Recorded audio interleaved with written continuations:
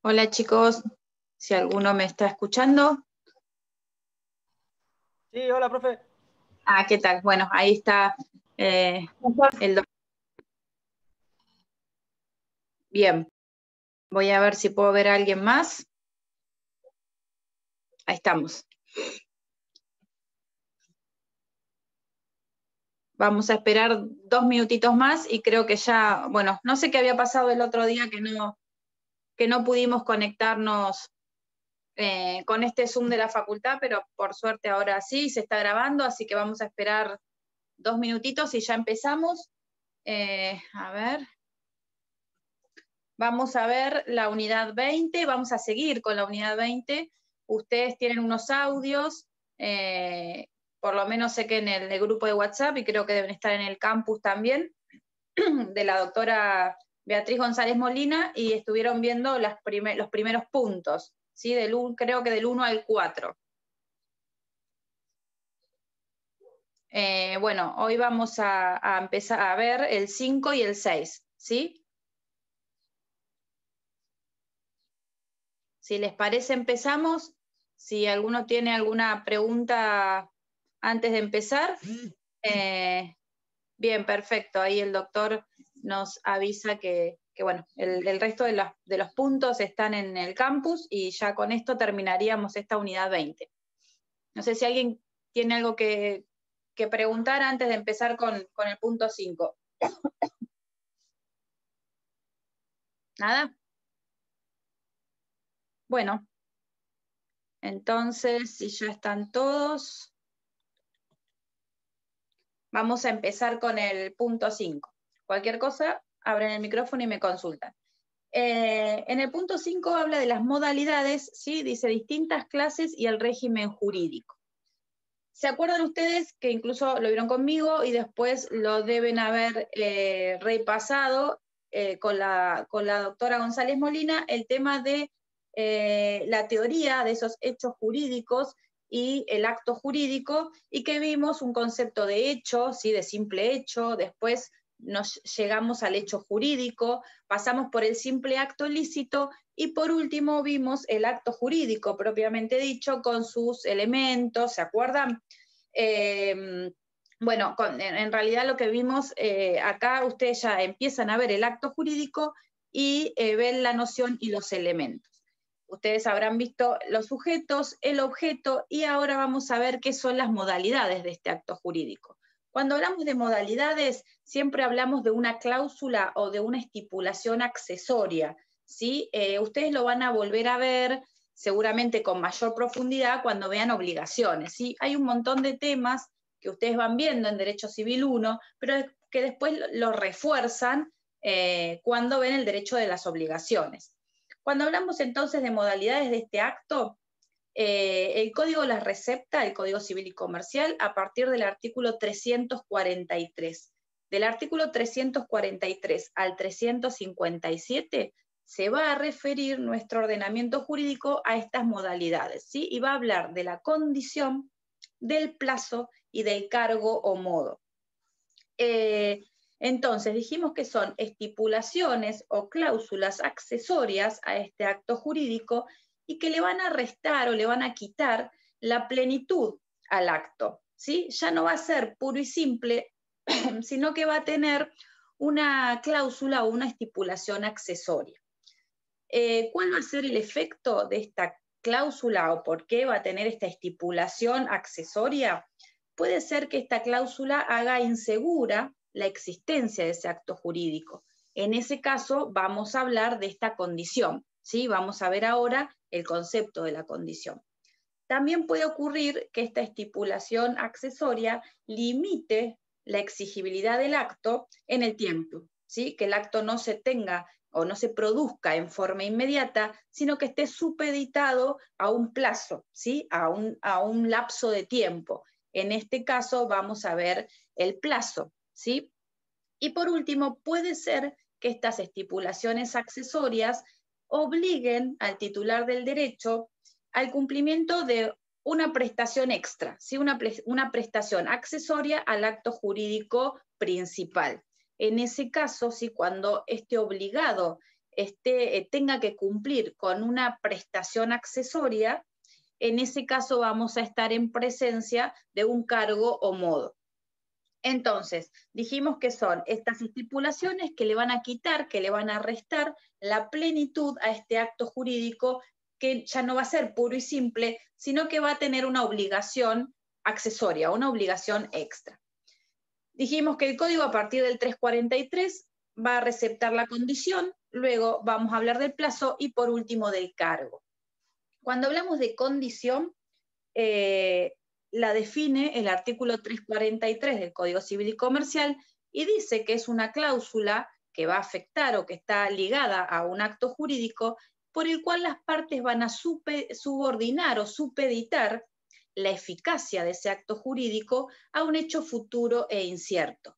O puede ser que subordinen o supediten la extinción de ese acto jurídico, ¿sí? Entonces, la condición va a ser un acontecimiento futuro, ¿sí? E incierto que no se ha verificado al momento de la celebración del acto y que las partes ignoran, si no saben si va o no a ocurrir, ¿sí? Si se va o no a verificar. Por eso decimos que tiene que ser futuro, ¿sí? O sea, supeditado en el tiempo, y la característica que lo va a diferenciar del plazo y que es un requisito esencial de esta condición es que sea incierto. Ese hecho o acontecimiento va a ser incierto. ¿Qué quiere decir esto? Que existe incertidumbre. Las partes no conocen, o sea, no saben con certeza si ese hecho va o no a ocurrir en el futuro. ¿Se entiende? Entonces, la característica de esta condición es que las partes van a subordinar la existencia o la adquisición del derecho, por un lado, o la extinción de ese derecho, pero a un hecho futuro e incierto.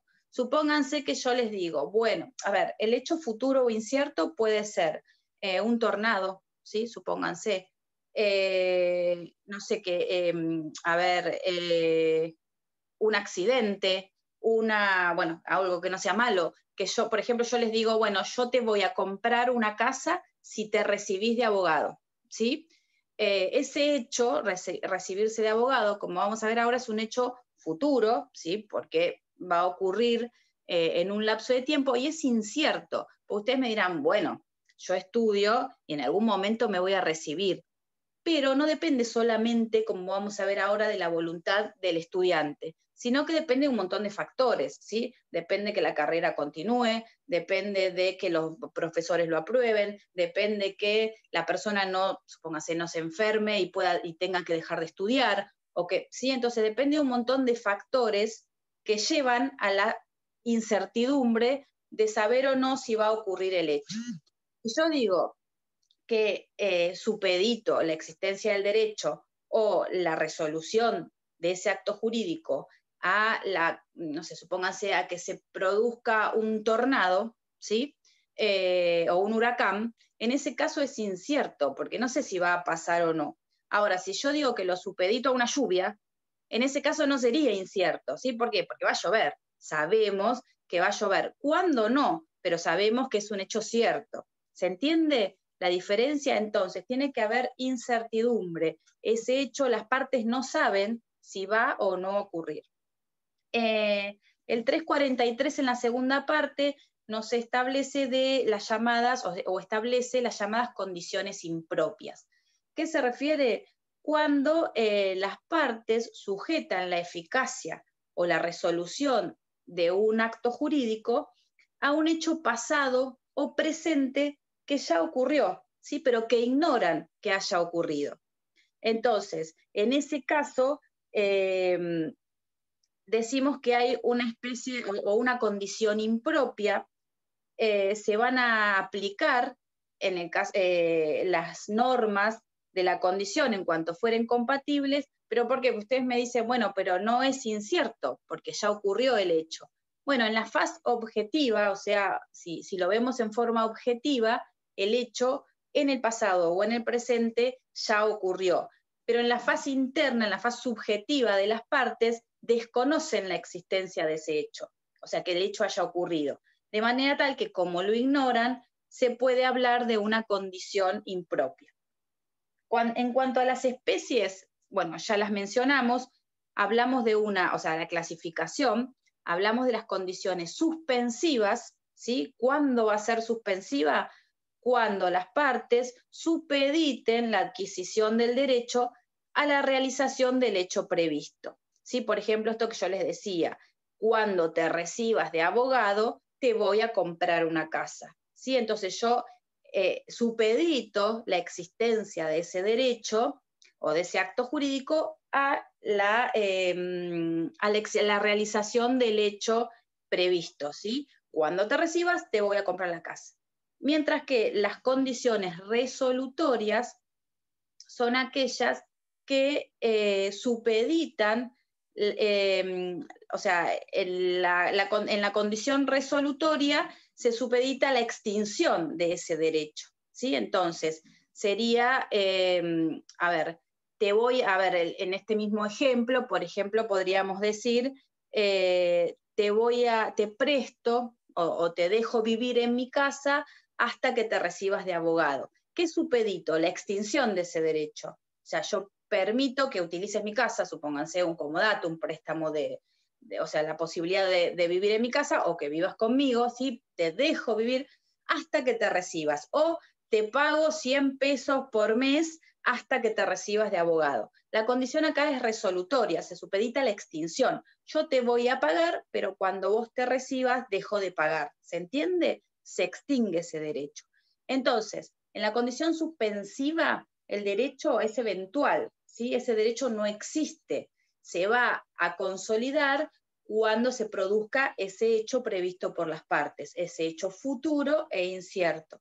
Mientras que, al contrario, en la condición resolutoria, el derecho es actual, con plena eficacia. Yo ya empiezo a pagarle los 100 pesos o le permito que viva conmigo, ¿sí? Y la extinción de ese derecho está supeditado a la realización del hecho que tuvieron en cuenta las partes. ¿Se entiende la diferencia? Entonces, la suspensiva, que va a supeditar la existencia del derecho, no va a haber derecho, ¿sí? No hay prestaciones hasta que se realice el acto ese futuro e incierto, y la resolutoria, en ese caso el derecho ya existe, ya hay contraprestaciones, yo te doy los 100 pesos o viví conmigo, hasta que se produzca el hecho futuro e incierto. Si se produce ese hecho, se extingue el derecho entre las partes. ¿Se entienden las dos clases de condición?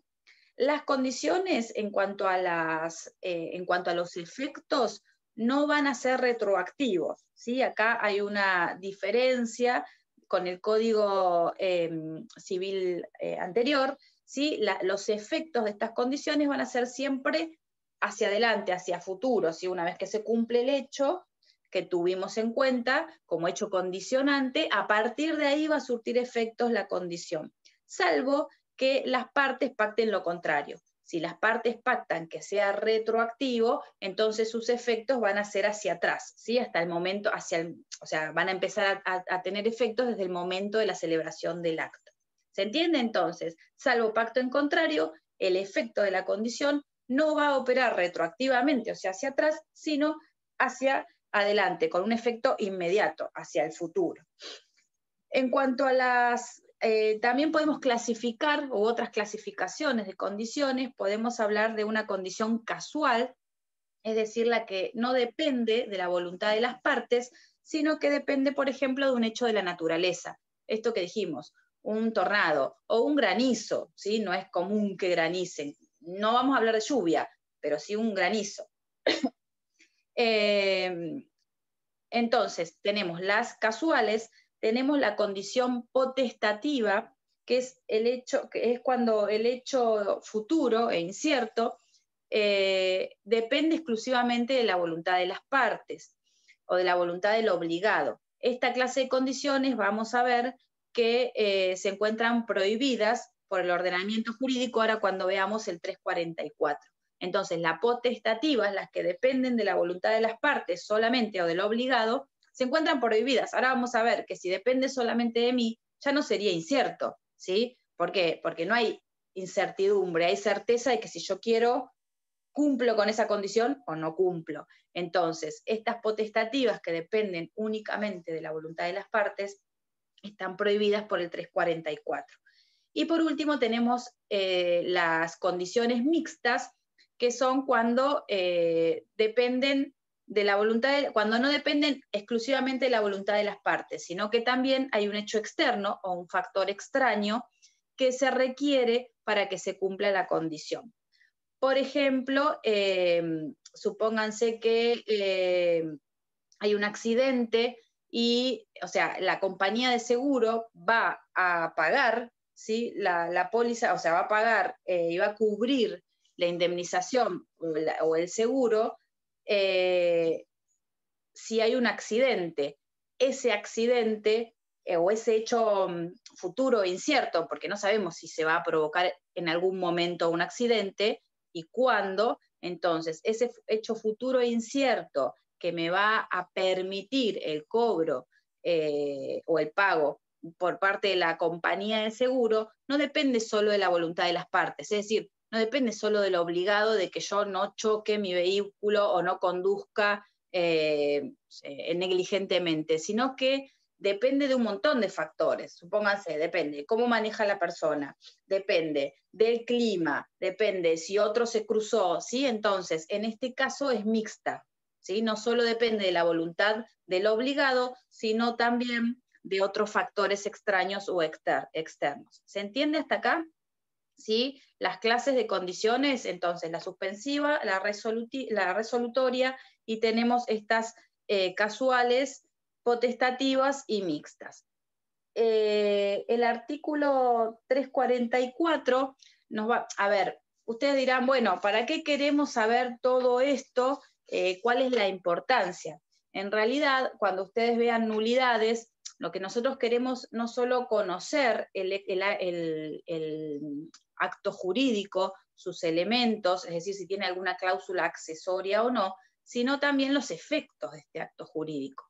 Cuando ustedes vean nulidades, lo que tenemos que tener en cuenta también es qué pasa con estas estipulaciones accesorias. Si están prohibidas, si llevan a la nulidad de todo el acto jurídico o si van a llevar a la nulidad de la cláusula accesoria y el acto jurídico principal continúa válido, ¿sí? Por eso también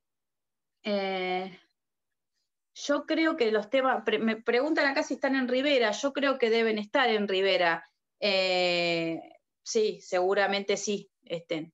Ahora después vemos las páginas del libro. Entonces, en el artículo 3, acá tenemos que diferenciar dos clases de condiciones. Aquellas que lleven a la nulidad del acto, ¿sí? A una nulidad absoluta de todo y a una nulidad total, es decir, de todo el acto jurídico, o aquellas que solo van a afectar un interés individual y que por lo tanto hablamos de una nulidad relativa y que solamente van a afectar la cláusula condicional, ¿sí? La condición, pero el resto del acto va a seguir vigente o válido. A ver, en el 344 lo que decimos es que aquellas condiciones que sean, dice, si el acto sujeto a un hecho imposible, contrario a la moral y a las buenas costumbres, prohibido por el ordenamiento jurídico o que depende exclusivamente de la voluntad del obligado, esos actos van a ser nulos, ¿sí? Entonces, todo aquel acto en el cual la condición se refiera a un hecho imposible, ¿sí? Supónganse que yo diga, bueno, te voy a vender mi casa si vos me traes una estrella, no sé, es un hecho imposible, ¿sí? Contrario a la moral, a las buenas costumbres, prohibido por el ordenamiento jurídico, o que depende exclusivamente de la voluntad del obligado, estas condiciones potestativas que decíamos recién. En todos esos casos, como lo que se está protegiendo es el orden público y a la sociedad toda, en ese caso vamos a hablar de un acto de nulidad absoluta, y a su vez dice que el acto va a ser nulo, por lo tanto, esos actos van a tener una nulidad total, ¿sí? Ese acto se va a tener por no válido, o sea, por no escrito todo el acto. Mientras que en el caso del 344 también habla de algunas condiciones que afectan directamente la libertad de la parte o de la persona o del sujeto. En ese caso, el mismo artículo dice, se tienen por no escritas las condiciones que afecten de modo grave las libertades de la persona, como las de elegir domicilio, religión o decidir sobre su estado civil. Entonces, en este párrafo, el 344, hablamos de nulidades parciales. ¿Por qué? Porque dice que se van a tener como no escrita la condición, pero no el acto jurídico todo. ¿Se entiende que se divide en dos partes? O sea, que habla, por un lado, de aquellos actos que van a ser nulos porque la condición es prohibida, contraria a la moral, a las buenas costumbres, al ordenamiento jurídico, o porque dependen solamente de la voluntad de las partes. Y por otro lado tenemos estas condiciones que afectan a la libertad de la persona, ya sea elegir domicilio, ¿sí? Yo no puedo obligar a otro a vivir en un determinado lugar o en otro, a mudarse o no de domicilio. Salvo, me dirán ustedes, bueno, a ver, si yo tengo un cargo de gerente en una empresa que tiene una filial, supónganse, no sé, en Brasil, y me obligan a vivir en Brasil mientras yo mantenga mi cargo de gerente. En ese caso, no va a ser, esa condición no va a ser nula, ¿sí? ¿Por qué? Porque yo voy a vivir mientras tenga ese cargo, no es que me estén obligando, ¿sí? Entonces, en ese caso no se afecta ninguna garantía constitucional. Pero en el caso de que, en el caso de elegir domicilio o elegir religión, también es una condición prohibida porque va a atentar contra una garantía constitucional que se refiere a la libertad de conciencia, a la libertad de culto, ¿sí? Que está protegida por nuestra Constitución Nacional. En ese caso, la condición va a ser considerada como no escrita. Ya lo van a ver, no sé si lo ven conmigo, pero cuando vean nulidades totales y parciales, cuando vean nulidades. Y por último dice decidir sobre el estado civil. También la prohibición, o está prohibida la condición de, supónganse, casarse, yo pongo una condición, casarse, no casarse o casarse con determinada persona, ¿sí? Si te casas con tal persona, yo te voy a regalar mi casa, ¿sí? Esas condiciones están prohibidas porque afectan libertades y garantías constitucionales. ¿Se entiende? Hasta acá, si vamos bien, seguimos. Entonces, tenemos la condición, dijimos que una supedita en la existencia del derecho, mientras tanto no hay prestaciones recíprocas, ese derecho va a ser eventual, ¿sí? El hecho futuro e incierto, este acontecimiento futuro e incierto que determinaron las partes, va a comenzar una vez que se cumpla la existencia del derecho, ¿sí? Entonces, el acto jurídico, cuando hay una condición suspensiva, ¿sí? Se convierte en puro y simple una vez que se cumple con ese acontecimiento futuro e incierto, ¿sí? Una vez que yo me recibo de abogado, me van a dar la casa, ¿sí? O me van a comprar una casa. Entonces ese derecho lo adquiero una vez que se cumple el hecho futuro e incierto. Consolido, ¿sí? Ese derecho. Y por lo tanto ahí se van a tener que cumplir con las contraprestaciones que se hubieran obligado las partes. Mientras que en el caso de la condición resolutoria, dijimos que si ocurre el hecho condicional, va a quedar aniquilado ese derecho, ¿sí? Que ya tenía la persona. Entonces, dijimos, te voy a pagar 100 pesos mensuales hasta que te recibas. Si vos te recibís de abogado, esos 100 pesos se extinguen, ese derecho se extingue, ¿sí? Hacia el futuro y ya se van a restituir, en el caso de que, de que hubiera habido contraprestaciones, se van a restituir las cosas a su estado anterior, ¿sí? Esto opera de esta manera, ¿por qué? Porque dijimos que no es retroactiva la condición, ¿sí? Que el efecto de este hecho condicional no va a ser retroactivo, salvo que la retroactividad la hubieran pactado las partes. En este caso, ya sea que se trate de una condición suspensiva o resolutoria, la adquisición del derecho o la extinción se va a producir retroactivamente, entonces como si hubiese acaecido al momento de celebración del hecho. ¿Se entiende? Si las partes pactaron la retroactividad, en el caso de la condición, va a ir todo para atrás como si fuese desde el momento del nacimiento del acto jurídico, ¿sí? Entonces, los efectos de esa condición, ya sea la adquisición del derecho o la extinción de un derecho, es desde el momento del acto, ¿sí? Pero esto solamente si las partes hicieron un pacto de retroactividad en esa condición. Si no, los efectos van a ser inmediatos, es decir, hacia el futuro. ¿Se entiende hasta acá más o menos el tema de la condición como esta obligación, no obligación, sino como esta modalidad o estipulación accesoria a ese acto jurídico? ¿Sí? Condicionamos la existencia o la adquisición de un derecho, o en el caso de la resolutoria, la extinción del derecho a un hecho, a un acontecimiento futuro e incierto. Lo que tiene o sea, el requisito esencial es que ese hecho o acontecimiento futuro haya incertidumbre, es decir, las partes no puedan saber si va a ocurrir o no, ¿sí? Si yo conozco con certeza que ese hecho va a ocurrir, ¿sí? Ya no puedo hablar de una condición.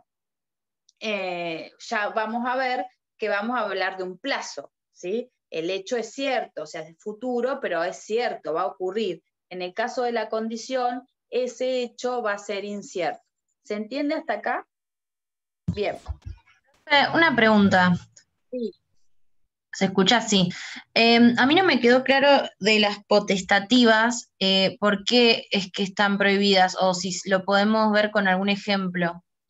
Claro, porque si es potestativo, va a ser, o sea, va a depender de la voluntad de las partes, ¿sí? Si yo te digo, a ver, cualquier cosa que dependa solamente de mí, si yo te digo, te voy a comprar, no sé, te voy a vender mi casa si vos, no sé, me pagás 1.000 pesos. Ahí es potestativo porque depende de mi obligación. Si yo, o sea, no hay incertidumbre, no es un hecho que va a ocurrir y que es externo a la voluntad de las partes, ¿sí? Yo pago o no pago en este caso. O sea que por eso decimos que no hay incertidumbre, no es incierto, porque va a depender de la voluntad. Si yo quiero que cumplas o si yo quiero que se extinga o que comience el derecho, o sea, que se adquiera el derecho, voy a cumplir con esa condición. Y si no, no la hago.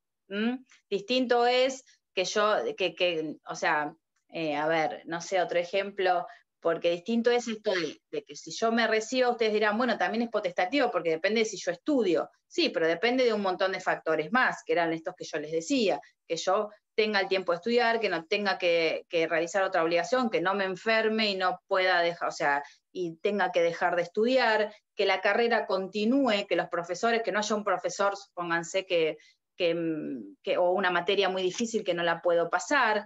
Entonces, ya no depende solamente de mí. Si depende solamente de mí, el hecho ya dejaría de ser incierto. ¿Se entiende? Ya dejaría, no habría esa incertidumbre.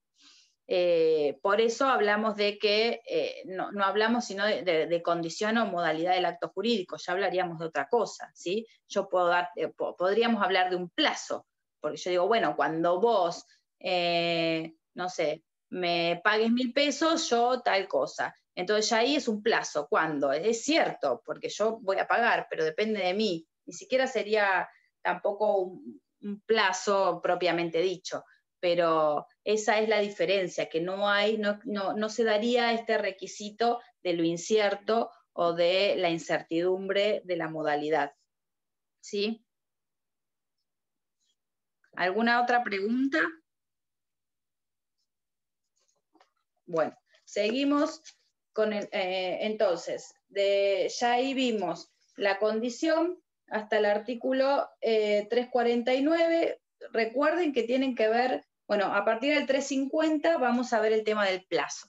Recuerden que esto lo van a ver después en obligaciones. Simplemente lo que tenemos que saber acá es de que existen estas cláusulas o estipulaciones accesorias al acto. Y cuando vean nulidades, ¿qué pasa si esa condición es prohibida? ¿Sí? Si cae la condición, ¿qué pasa con el acto jurídico todo? Lo mismo en el caso, ahora vamos a ver después, del cargo. El plazo ya no, porque bueno, no va a llevar a la nulidad del acto. pero bueno, eso es lo que tienen que relacionar después con la nulidad total y la nulidad parcial.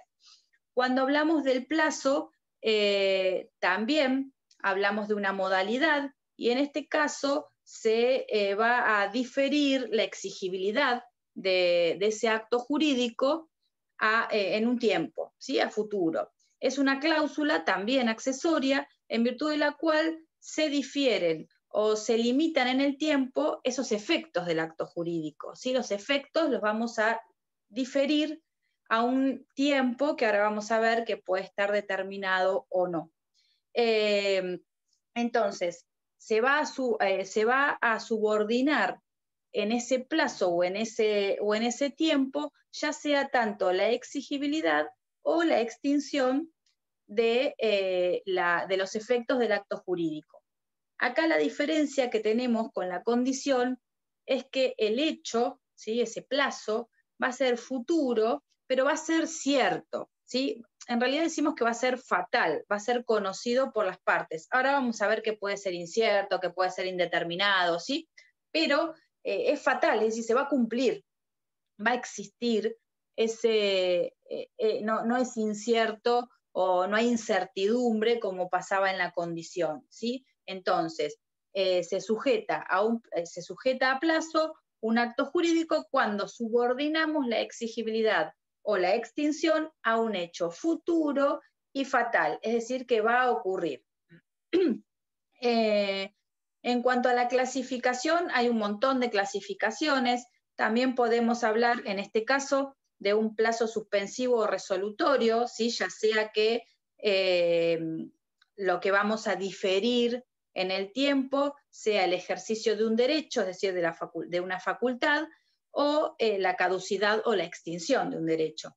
Por ejemplo, si yo supedito un pago, ¿sí? O a través de un pagaré, ¿sí? Si yo le doy un pagaré a mi acreedor, o sea, si yo firmo como deudor un pagaré, el acreedor ya sabe que en un plazo determinado va a poder exigirme el derecho, ¿sí? O la obligación de pago.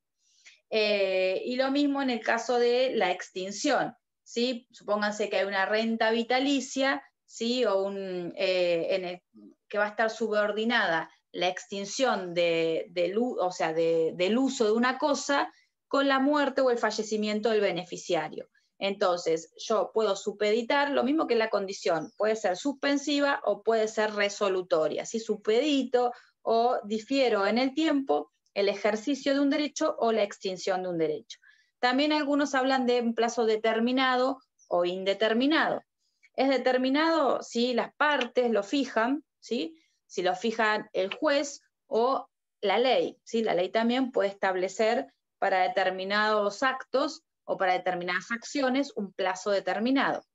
Y será indeterminado el que no es establecido de una manera precisa y por lo tanto esa determinación se deberá realizar ya sea en virtud de las características o la naturaleza o las circunstancias de la obligación, ¿sí?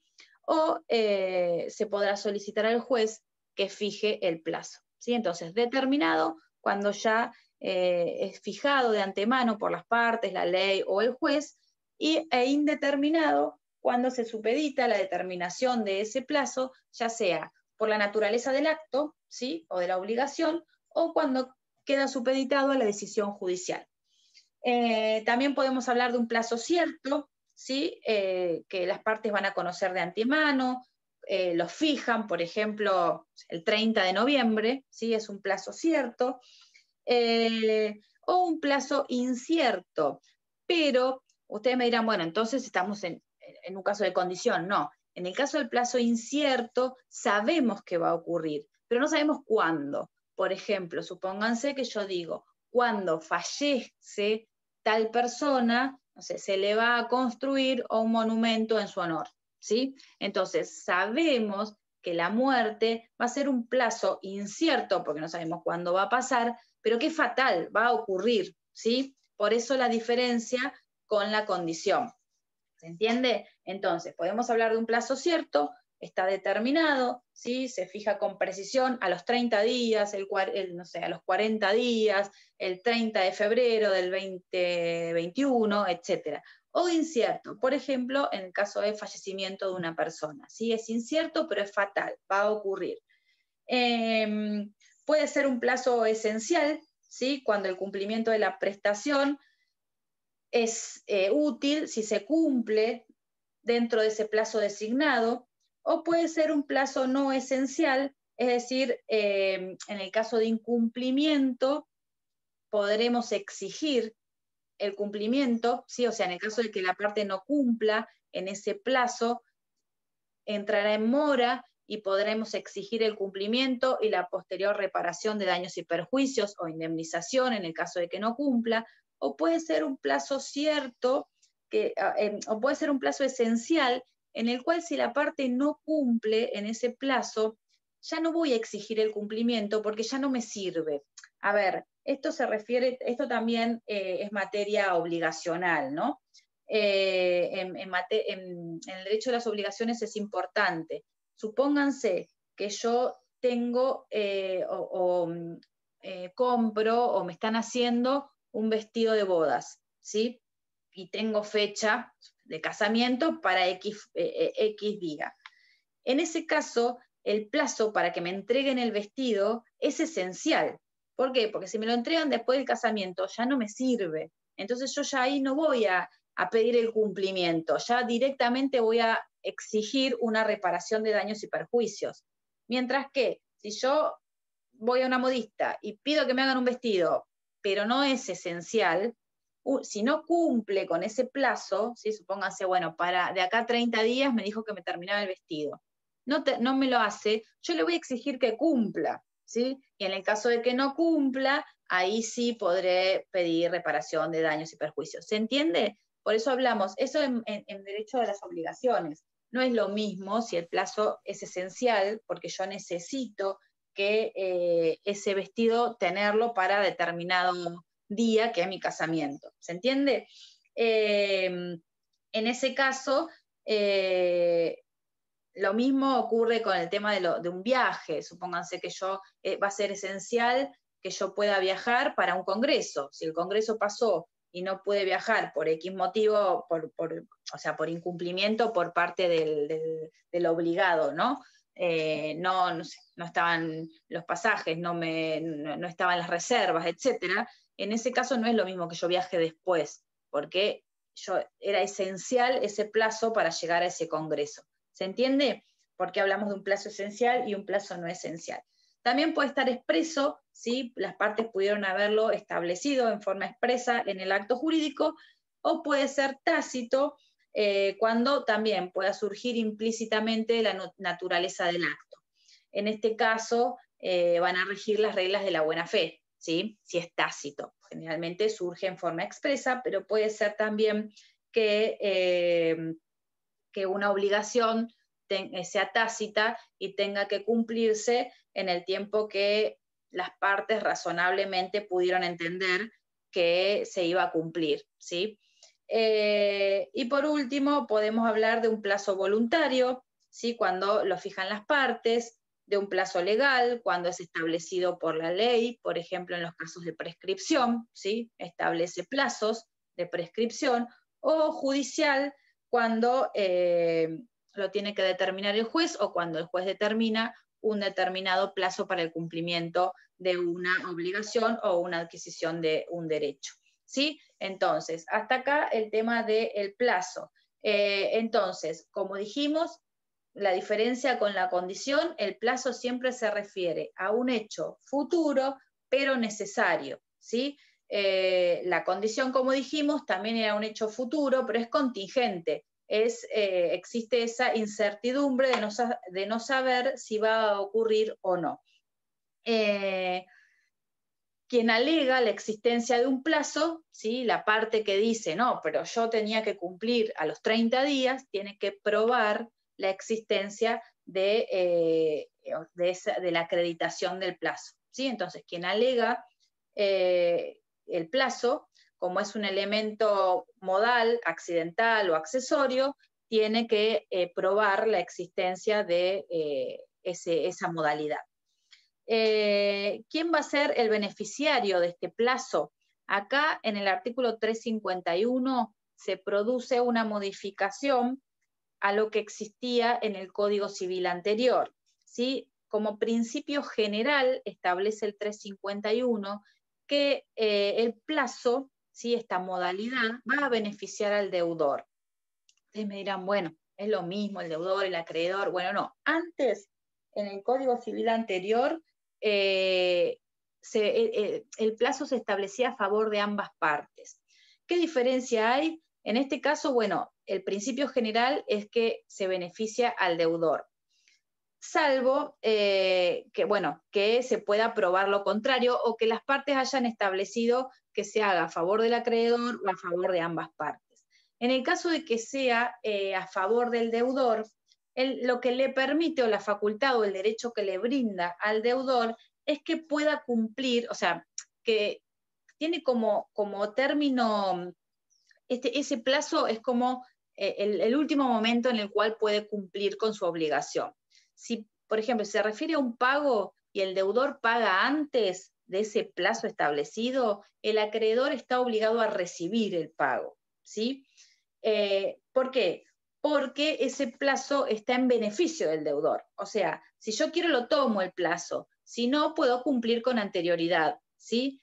En el caso de que hubiese sido o se pacte en beneficio del acreedor, en este caso es el acreedor quien puede tomar el plazo o exigir el cumplimiento con anterioridad, ¿sí? Entonces, en este caso, el deudor se vería perjudicado. Y en el caso de que sea en beneficio de ambos, ¿sí? De ambas partes, como ocurría en el Código Civil anterior, en ese caso el plazo tiene que respetarse sí o sí por las partes. Ni está obligado el acreedor a cobrar en el caso de un pago con anterioridad, ni tampoco a exigir el pago al deudor con anterioridad. ¿Se entiende? El beneficiario entonces de este plazo, en principio, se presume establecido en beneficio del obligado, ¿sí? Salvo que por la naturaleza del acto o porque las partes lo hayan pactado, sea en beneficio de ambas partes o en beneficio del acreedor. Entonces, ¿qué permite esto? Que el deudor, si quiere, pueda con anterioridad al plazo, es decir, no esperar el plazo, ¿sí? Si yo quiero pagar antes o quiero cumplir con mi obligación antes, puedo hacerlo y el acreedor debe aceptar ese cumplimiento, ¿sí? Esta es una diferencia con respecto al código anterior. Si el obligado cumple, pónganse, esto también lo van a ver cuando vean obligaciones, cuando vean pago, ¿sí? Cuando vean el pago propiamente dicho. Si el obligado cumple o restituye o cumple con su obligación antes del plazo, después no puede repetir lo pagado, no puede decir, no, pero me equivoqué, incurrí en un error, pagué antes o cumplí antes. ¿Por qué? Porque el plazo es accesorio, ¿sí? La obligación va a seguir existiendo igual.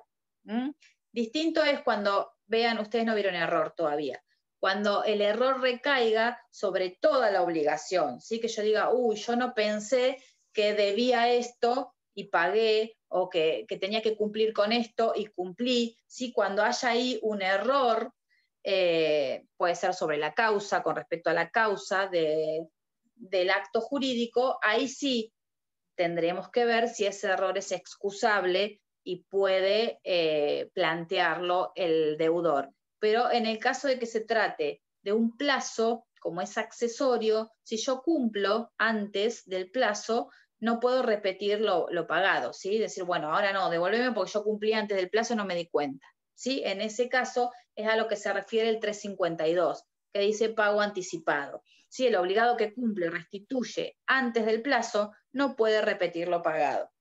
Tengo una consulta, profesora. Sí. Estoy un poco perdido porque suelo escuchar las clases viendo el libro de Rivera y Sí. no me puedo situar, digamos, en qué unidad estamos hablando, siendo que la mayoría de las veces del programa de la materia, siendo unidad 20, se corresponde con el capítulo 20 de Rivera. Disculpe que le haya cortado en el tema y... No, ahí también preguntaban, ¿alguien lo leyó de Rivera?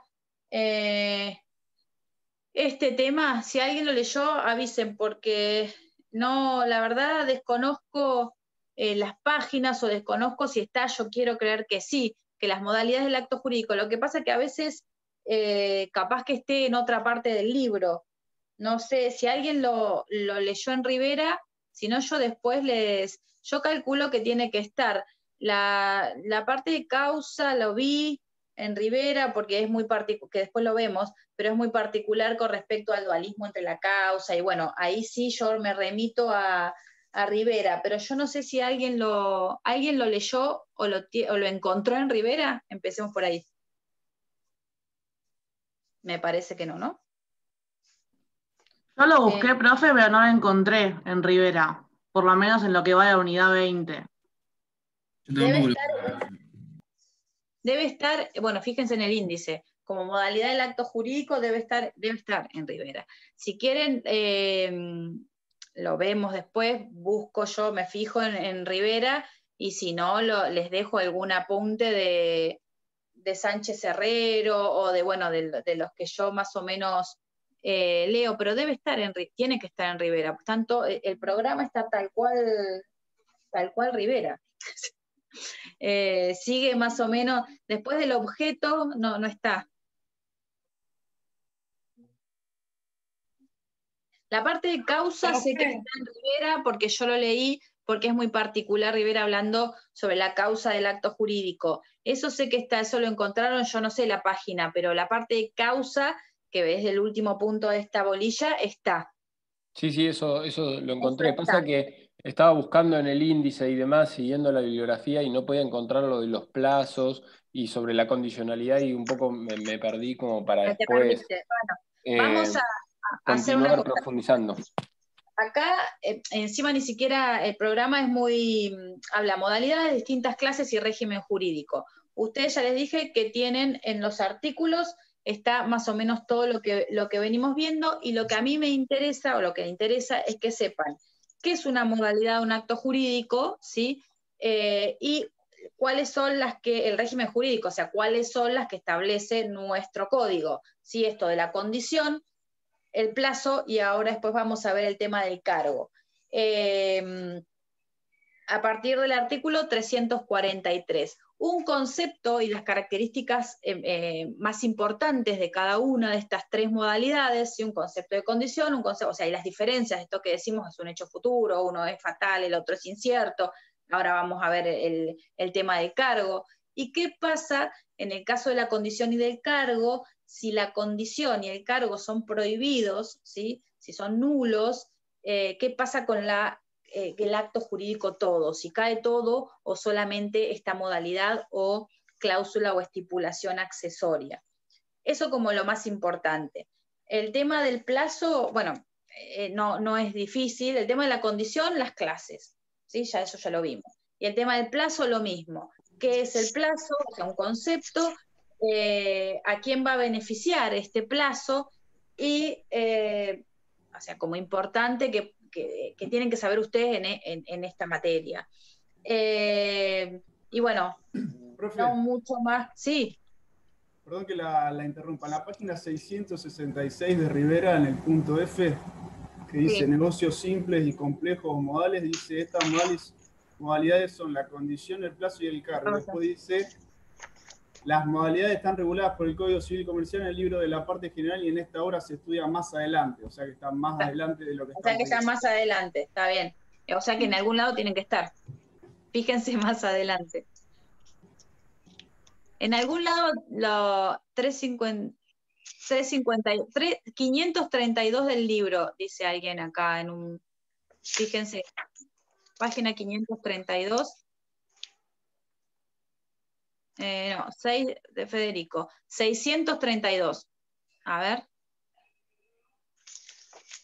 Acá tengo una compañera que le está dando no tengo el nombre, pero le está dando al libro. En la 666 dice lo que leyeron recién. En la página 632 arranca todo al respecto de causa. Ahí lo vi yo. Causa. Claro, y ahí, pero no se refiere ahí a la causa, no se refiere a las modalidades. Eso lo vamos a, claro. no habla ahí de modalidad. Bueno, lo vemos. Igual lo que yo necesito que ustedes me digan es si hasta acá van entendiendo cada una de la modalidad.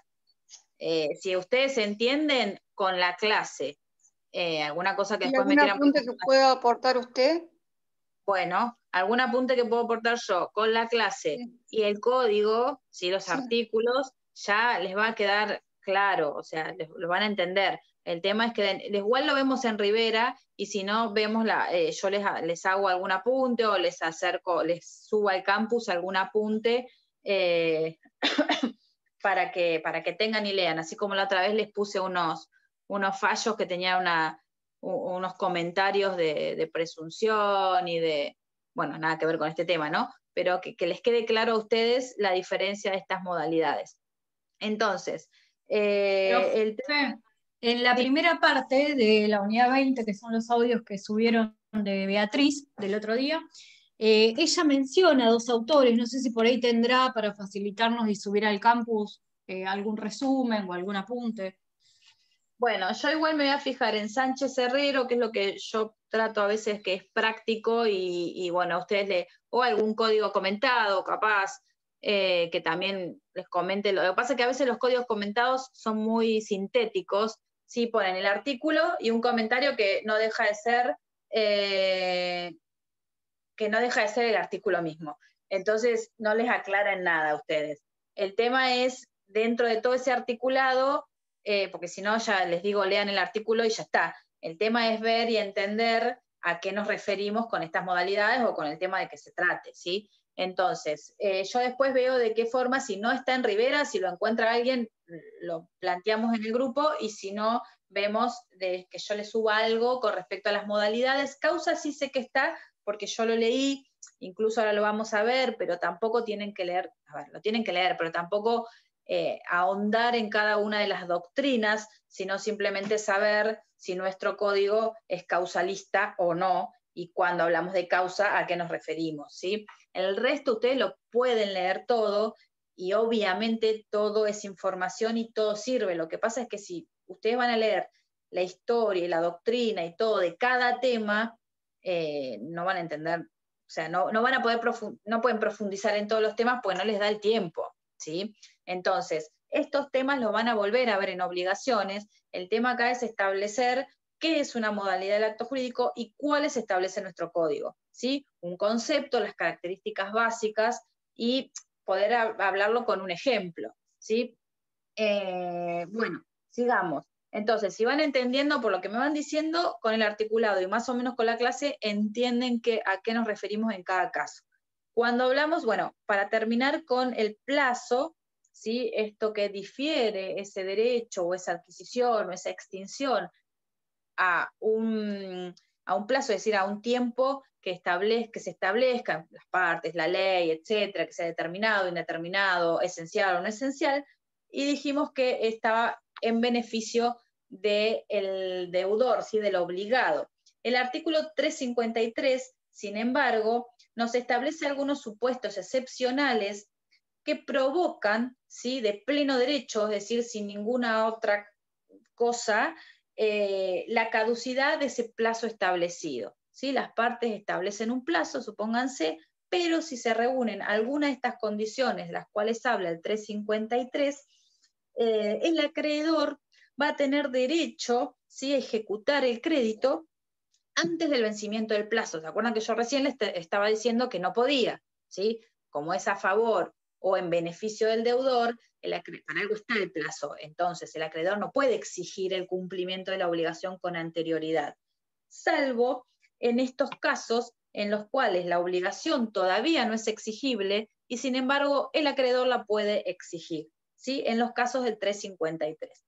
¿Qué nos dice este 353? Que ese beneficio otorgado al deudor va a caducar, ¿sí?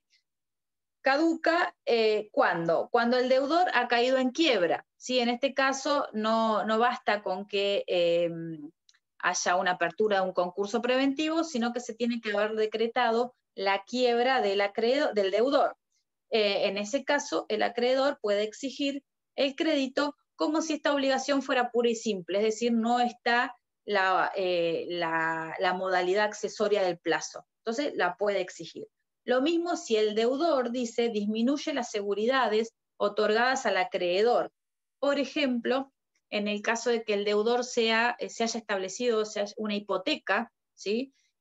Sea un deudor hipotecario, y el inmueble sobre el cual recae esa garantía real de hipoteca, ese inmueble, supóngase que el deudor lo abandona o lo deteriora o le saca cosas adheridas al inmueble que son de valor, ¿sí? Entonces le resta eficacia a esa garantía hipotecaria, y en esos casos puede el acreedor exigir el cumplimiento con anterioridad al cumplimiento del plazo, ¿sí?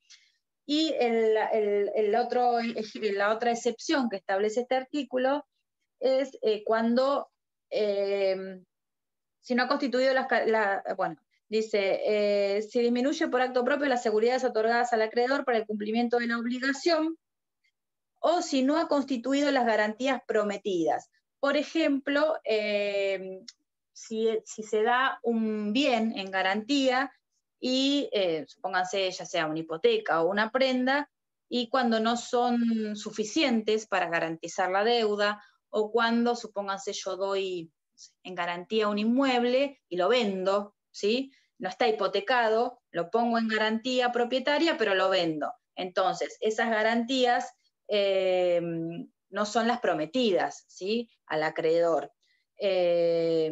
O supónganse que yo doy en garantía un inmueble que digo que es mío y en realidad es de otra persona. Entonces, tampoco, al ser una garantía ajena, si el acreedor no lo sabía, tampoco sirve, ¿sí? Como garantía de esa obligación. ¿Se entiende? Entonces, en estos casos, ese plazo que se va a establecer a favor del deudor caduca, cae, y se convierte en una obligación pura y simple. Pura y simple, ¿por qué? Porque ya no va a estar esa estipulación accesoria, y por lo tanto el acreedor puede exigir el cumplimiento de la obligación. Llámesele pago o llámesele lo que sea, ¿sí? El cumplimiento de la prestación a cargo del deudor. ¿Se entiende? Entonces, en principio, alguien dice, en Rivera está en capítulo 26. Bueno, ahora después me fijo, a ver, así ya no les queda chat. En Rivera está en capítulo 26, en negocios simples y complejos o modales. Bueno, fíjense después en el capítulo 26 de Rivera, a ver si el compañero lo encontró, o la compañera, porque no me fijé. Entonces, ¿se entiende el artículo 353 que se refiere a la caducidad del plazo en estos supuestos, ¿sí? Entonces, ese plazo está pendiente, no es que finalizó. Todavía no puedo exigir la obligación, pero el acreedor puede hacerlo en estos casos. Cuando se declare la quiebra, se disminuya por acto propio las seguridades otorgadas al acreedor, en esto de la hipoteca que yo les decía, destruyo, bueno, abandono el inmueble, o si no ha constituido las garantías prometidas, ¿sí? En este caso de que supongase yo doy una garantía a un inmueble y después lo vendo, ¿sí? O un auto, que, bueno, ahí ya sería más complicado porque está inscripta la prenda, pero si yo otorgo una garantía propietaria, pónganse en un contrato de alquiler, y lo vendo, en ese caso, ahí ya no cumplo con esa garantía prometida. Bien, hasta acá entonces tenemos el tema de la condición y tenemos el tema del plazo. La última modalidad que nos queda es el cargo o modo, ¿sí? Artículos 354 al 357. También va a ser una obligación accesoria, ¿sí? Que se va a imponer a la persona que adquiere un derecho. Es decir, no, en este caso... Disculpe, sí. ¿dijo cargo o modo? O modo, sí, algunos lo llaman cargo y otros lo llaman modo, es lo mismo. En el código está como cargo, ¿sí?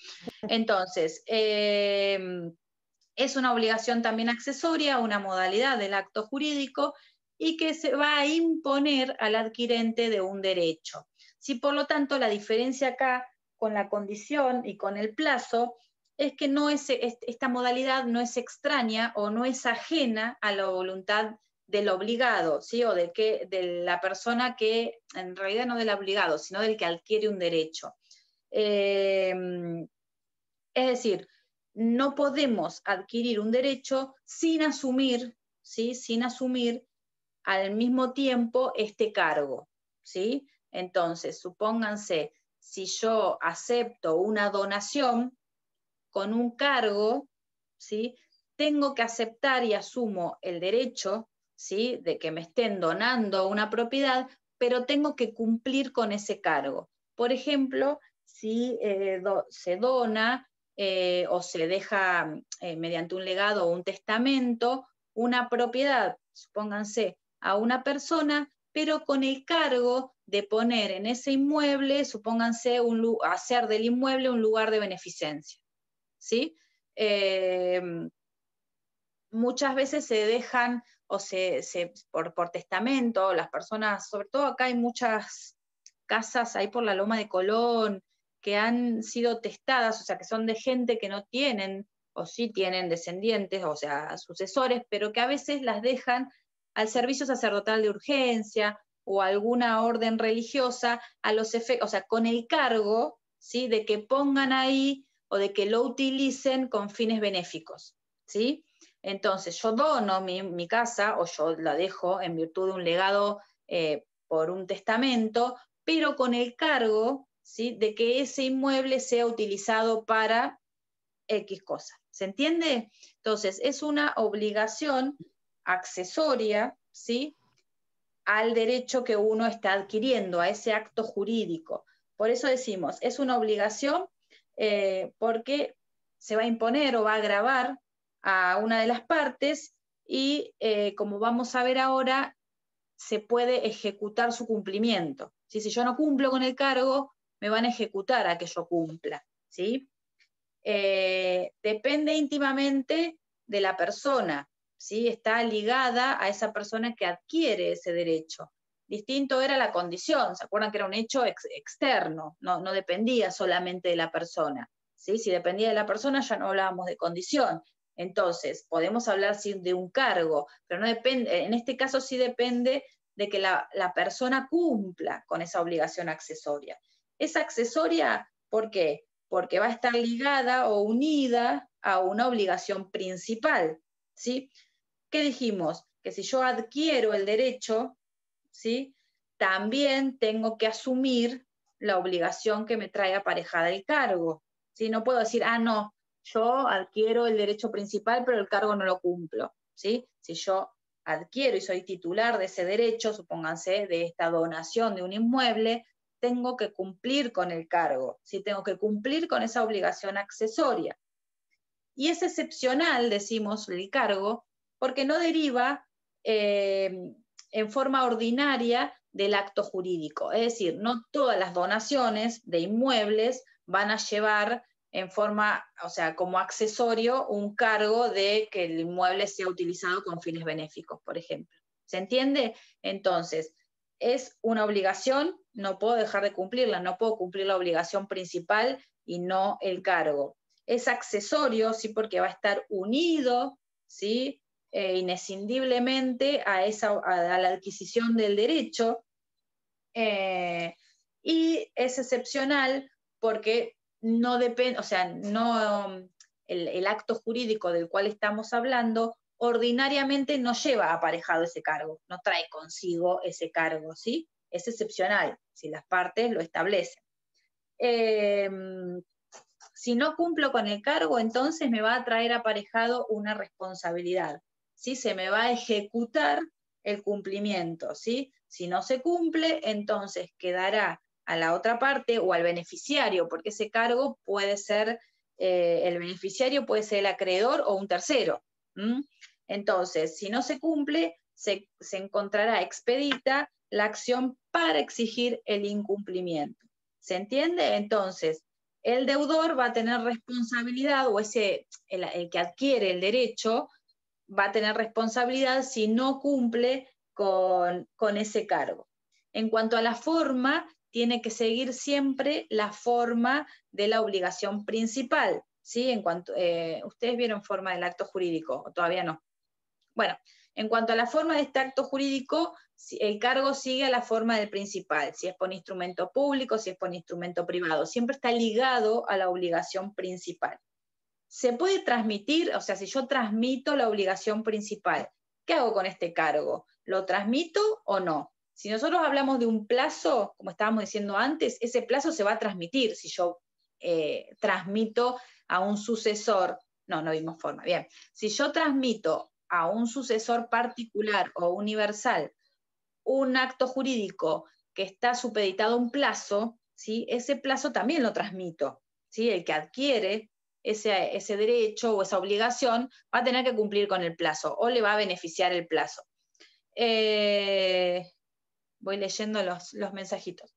Entonces, ¿qué pasa con el cargo? ¿Lo transmito a mis sucesores universales o particulares? Bueno, en principio sí. El cargo, como dijimos, es accesorio a la obligación principal, salvo que sea intuito personae. ¿Qué quiere decir esto? Que sea inherente a la persona. Si ese cargo, supónganse, es pintar un cuadro o pintar, no sé, un mural, yo te voy a dar te dono mi casa con el cargo de que vos pintes en el paredón un mural. ¿Por qué? Porque yo soy artista plástico, ¿sí? Si yo voy a transmitir ese acto jurídico, ese cargo es intuito personal, es inherente a mi persona, que soy artista plástico. Entonces no puedo transmitirlo, ¿se entiende? No lo puedo transmitir a un tercero porque no es lo mismo, ¿sí? Entonces se puede transmitir la obligación principal, pero no el cargo, ¿sí? En ese caso, ahí la obligación se va a extinguir. Entonces, si no puedo cumplir con el cargo, ya ahí se extingue la obligación, ¿sí? Ahora lo vamos a ver cuando veamos el 356. Si se extingue la obligación principal, ¿sí? Se va a extinguir el cargo como accesorio. No ocurre lo mismo en el caso de que se extinga el cargo, no se extingue la obligación principal. Yo tengo que cumplirla igual. Ustedes, o sea, ya les digo, ustedes lo van a ver con mayores ejemplos y todo en obligaciones, pero háganse la idea de que hay dos obligaciones. Una que es la principal, el acto jurídico principal, y trae aparejada una obligación accesoria, ¿sí? Pero siempre es excepcional y es accesoria, sigue la suerte de esa principal, ¿sí? Entonces, yo tengo que cumplir con el cargo, también tengo que cumplir con la obligación principal. Si yo cumplo solamente con el cargo, la otra me queda pendiente, la tengo que cumplir también, ¿sí? Ahora, si yo no puedo cumplir con ese cargo porque es inherente a mi persona y yo, supóngase, fallecí, en ese caso va a caer todo, ¿sí? Porque es intuito personal. Si no, si yo cumplo la obligación principal y no cumplo con el cargo, me van a ejecutar a que cumpla, ¿sí? Queda expedita la posibilidad de que yo exija el cumplimiento, ¿sí? Con la reparación, etc. En cuanto al tiempo de cumplimiento, bueno, eso ahí ustedes en el 355 se refiere al tiempo del cumplimiento o al plazo para la ejecución del cargo. Acá se van a aplicar las reglas referidas al plazo. Es decir, ustedes me dirán, bueno, el cargo puede ser que tenga un plazo cierto, que tenga un plazo incierto, que sea determinado, que sea indeterminado. Por eso hablamos de cumplimientos diferentes. Puede ser que yo la obligación principal la tenga que cumplir y el cargo se dilate en el tiempo o sea indeterminado cuando tengo que cumplir. Entonces ahí se van a regir las normas o las cláusulas del plazo. Por eso el 355 nos va a remitir al cumplimiento del cargo a todas las reglas referidas al plazo. Pero con eso no se enrosquen, ¿sí? No se hagan mucho problema. Ustedes lo que tienen que saber es que es una obligación accesoria y que si no se cumple con este cargo, con esta obligación excepcional, yo voy a entrar en mora y la parte acreedora me va a exigir el cumplimiento de ese cargo, ¿sí? Y en el caso de que no cumpla, voy a incurrir en responsabilidad. Eso es lo que les tiene que quedar claro a ustedes, ¿sí? puede ser que ambas obligaciones se cumplan en el mismo momento, o puede ser que el cargo tenga un plazo de cumplimiento y ahí se va a regir por las normas del plazo. Hasta acá no sé si entienden más o menos, y vemos el tema del cargo prohibido, que sí me interesa que lo sepan, más que nada por el tema de las nulidades. El artículo 3... Le quería hacer una consulta, no sé si está bien la pregunta, pero ¿cuántas de estas tres modalidades se relaciona con la necesidad de que el acto sea lícito o ilícito? Es decir, sí. No, ¿cuándo o cuáles? ¿Cuáles y cuántas? Si son las tres necesarias. Por ejemplo, las condiciones, ahí noto que algunas son necesarias para que el acto sea lícito. Claro, en el caso del plazo, no deja de diferir en el tiempo. A ver, el acto siempre va a tener que ser lícito, ¿sí? Porque si hablamos de un acto, o sea, en cuanto al objeto, ¿sí? No podemos tener un objeto de un acto prohibido, ilícito, contrario a la moral, a las buenas costumbres, imposible, etcétera. Eso ya lo habrán visto cuando vieron objeto. Entonces, el acto jurídico siempre tiene que ser lícito. Ahora, ¿qué pasa si la condición, porque ustedes imagínense que es algo accesorio, la condición o el cargo? El plazo no, porque el plazo va a ser siempre lícito, salvo, no hay un plazo ilícito, ¿sí? O contrario a la moral. Usted decía que tenía que ser algo posible, ¿no? Si yo te digo, mira, tenés que cruzar el mar, ese acto es imposible, entonces no es que sea ilícito, sino que es nulo. Claro, va a llevar a la nulidad del acto, no es que es ilícito porque es ilegal, sino que es nulo, no va a tener ningún efecto jurídico, ¿sí? Lo mismo que algunos van a ver que, o sea, si yo digo, si la condición es positiva, o sea, si yo digo que es imposible, o sea, ¿por qué es imposible? Ahora, si yo digo, cuando no, o sea, si yo niego un hecho imposible, cuando no cruces el mar, te voy a dar 100 pesos. En ese caso, te los voy a dar, porque estoy negando un hecho imposible que ya sabemos que no va a pasar, porque no vas a poder cruzar el mar. Entonces, no pasa nada, te voy a tener que cumplir con la obligación. Ahora, sería prohibido el acto si, por ejemplo, yo digo, cuando no mates, supónganse, o cuando no rompas para un ilícito civil, cuando no dañes a otro, cualquier ilícito civil, te voy a comprar o te dar 100 pesos. En ese caso, ahí ya la condición también sería prohibida, porque por más de que sea negativa, nadie puede hablar o sea, nadie va a poder matar a otro o dañar a otro.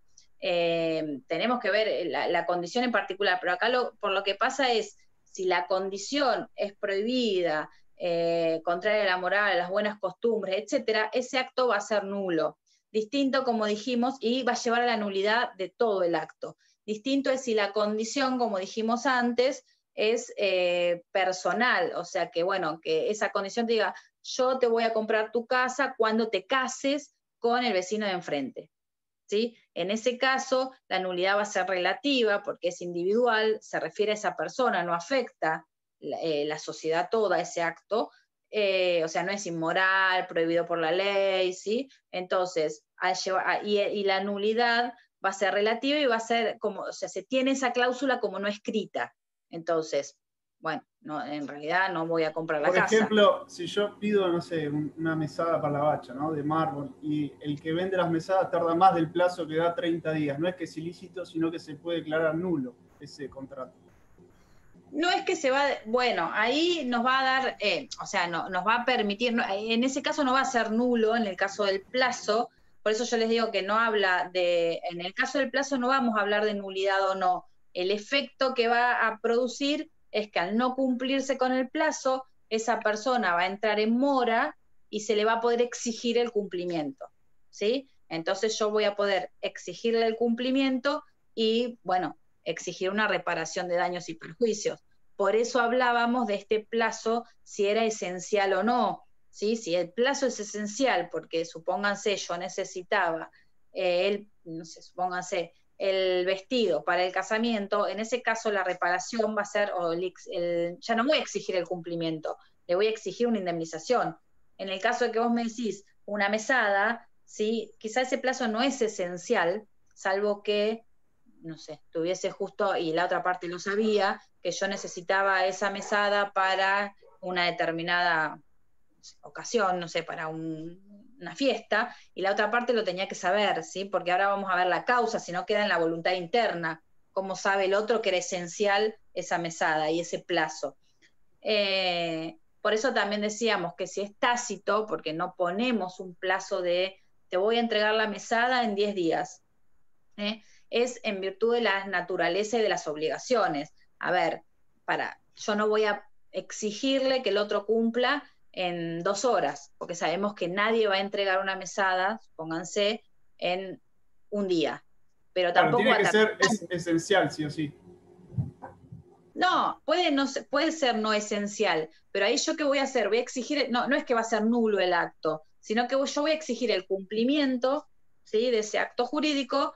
¿Por qué? Porque ya venció el plazo, y si no cumple, bueno, ahí voy a reclamar indemnización, daños, perjuicios, etcétera. O yo considero resuelvo el contrato, pero bueno, habrá que ver las particularidades de cada contrato, o sea, específicos, ¿no? Si yo digo, bueno, está bien, como no me lo entregaste en tal plazo, no lo quiero. Pero bueno, ahí podemos hablar de una devolución. Eso en virtud de cada contrato y de cada acto jurídico, ¿sí? Generalmente uno se refiere a un contrato, para hacer un ejemplo más sencillo. Pero bueno, podemos hablar de cualquier acto jurídico. Bueno, y volviendo al cargo, el cargo lo mismo, o sea, el cargo yo tengo que cumplir. Si yo no cumplo, no es que va a ser, si yo no cumplo, me van a exigir el cumplimiento. ¿Qué pasa con los cargos prohibidos? ¿Sí? Porque puede ser que sea un cargo contrario a la moral, a las buenas costumbres.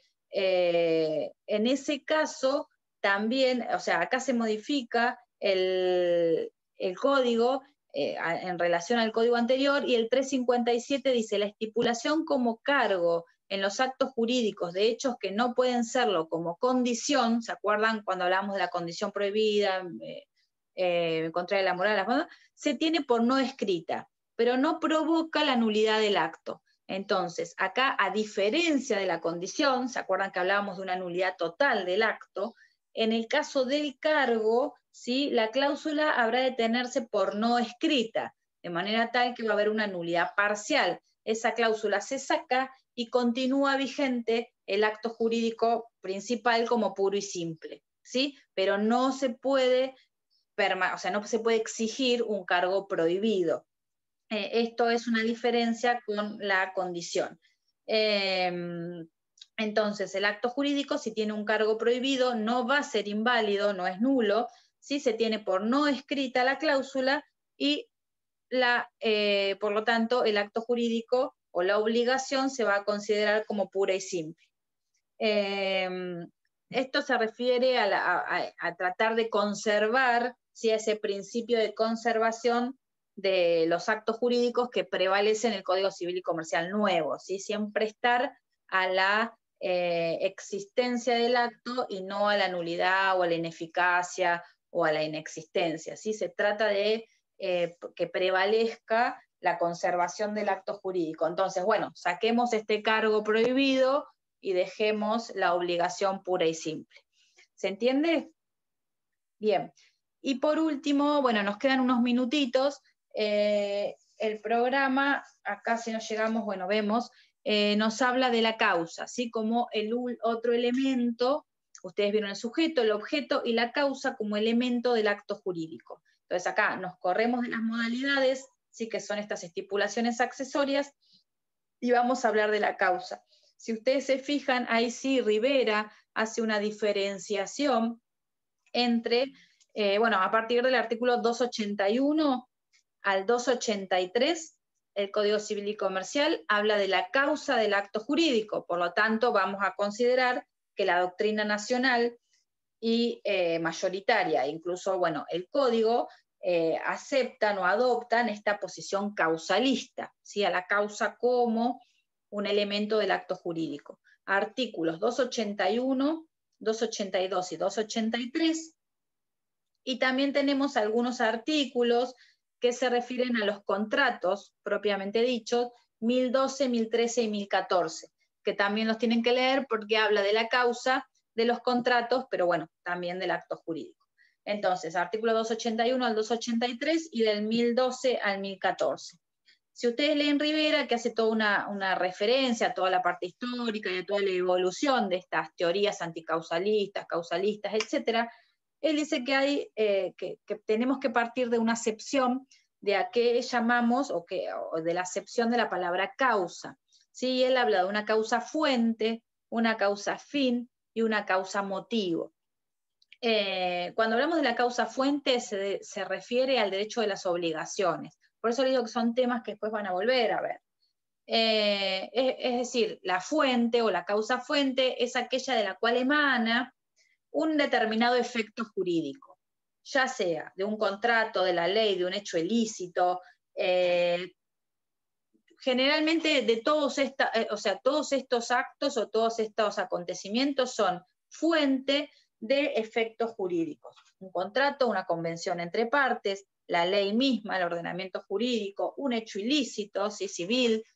¿Sí? Entonces, esta causa como fuente la dejamos para el derecho de las obligaciones, mientras que cuando hablamos dentro del acto jurídico como elemento, vamos a hablar de una causa final, por un lado, y de una causa motivo, dice Rivera. La causa final, que ahora vamos a ver que estos conceptos son tomados por el Código en el artículo 281 cuando habla de causa.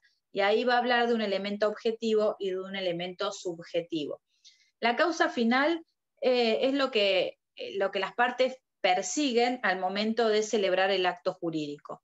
A ver, si yo compro una casa, yo persigo tomar posesión y adquirir esa casa o esa cosa, la casa, un auto, un banco, una mesada, ¿sí?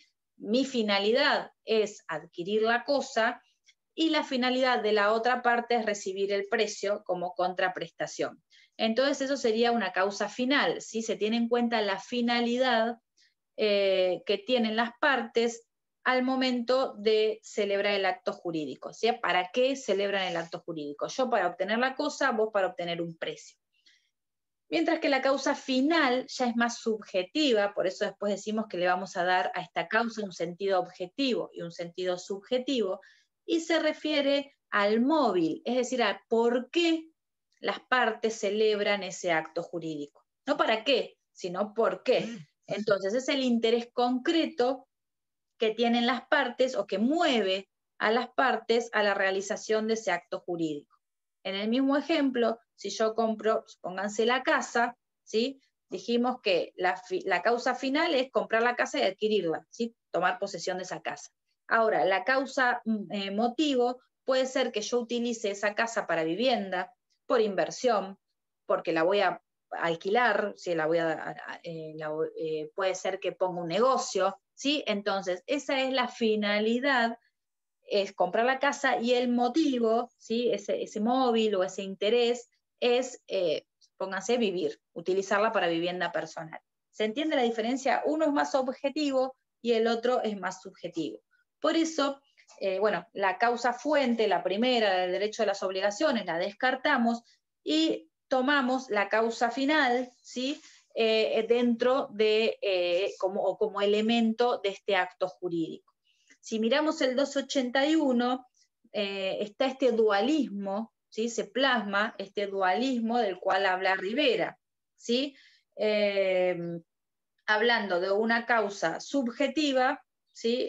Y de una causa objetiva. Dice, la causa es el fin inmediato autorizado por el ordenamiento jurídico que ha sido determinante de la voluntad. ¿Sí? Entonces, ¿qué decimos? Esa finalidad que tuvieron las partes al momento de la celebración, o sea, la causal objetiva, esa finalidad, ¿cuál era? Comprar la casa, ¿para qué? Yo para adquirir la casa, vos para recibir un precio, ¿sí? Esta causa objetiva que va a identificar la finalidad perseguida por las partes va a ser uniforme, ¿sí? En la misma especie del acto jurídico. Es decir, en todas las compraventas, a ver si me explico, va a individualizar el negocio que quieren las partes, pero va a ser uniforme en todos los actos jurídicos que se celebren de la misma especie. A ver, si yo celebro una compraventa con Adam, va a ser la causa objetiva, va a ser la misma. Si yo celebro una compraventa de cualquier otro objeto con Roxana, la causa objetiva va a ser la misma. ¿Cuál va a ser? Uno va a perseguir la adquisición de la propiedad de una cosa y el otro va a perseguir la adquisición de un precio, ¿sí? Una contraprestación en dinero.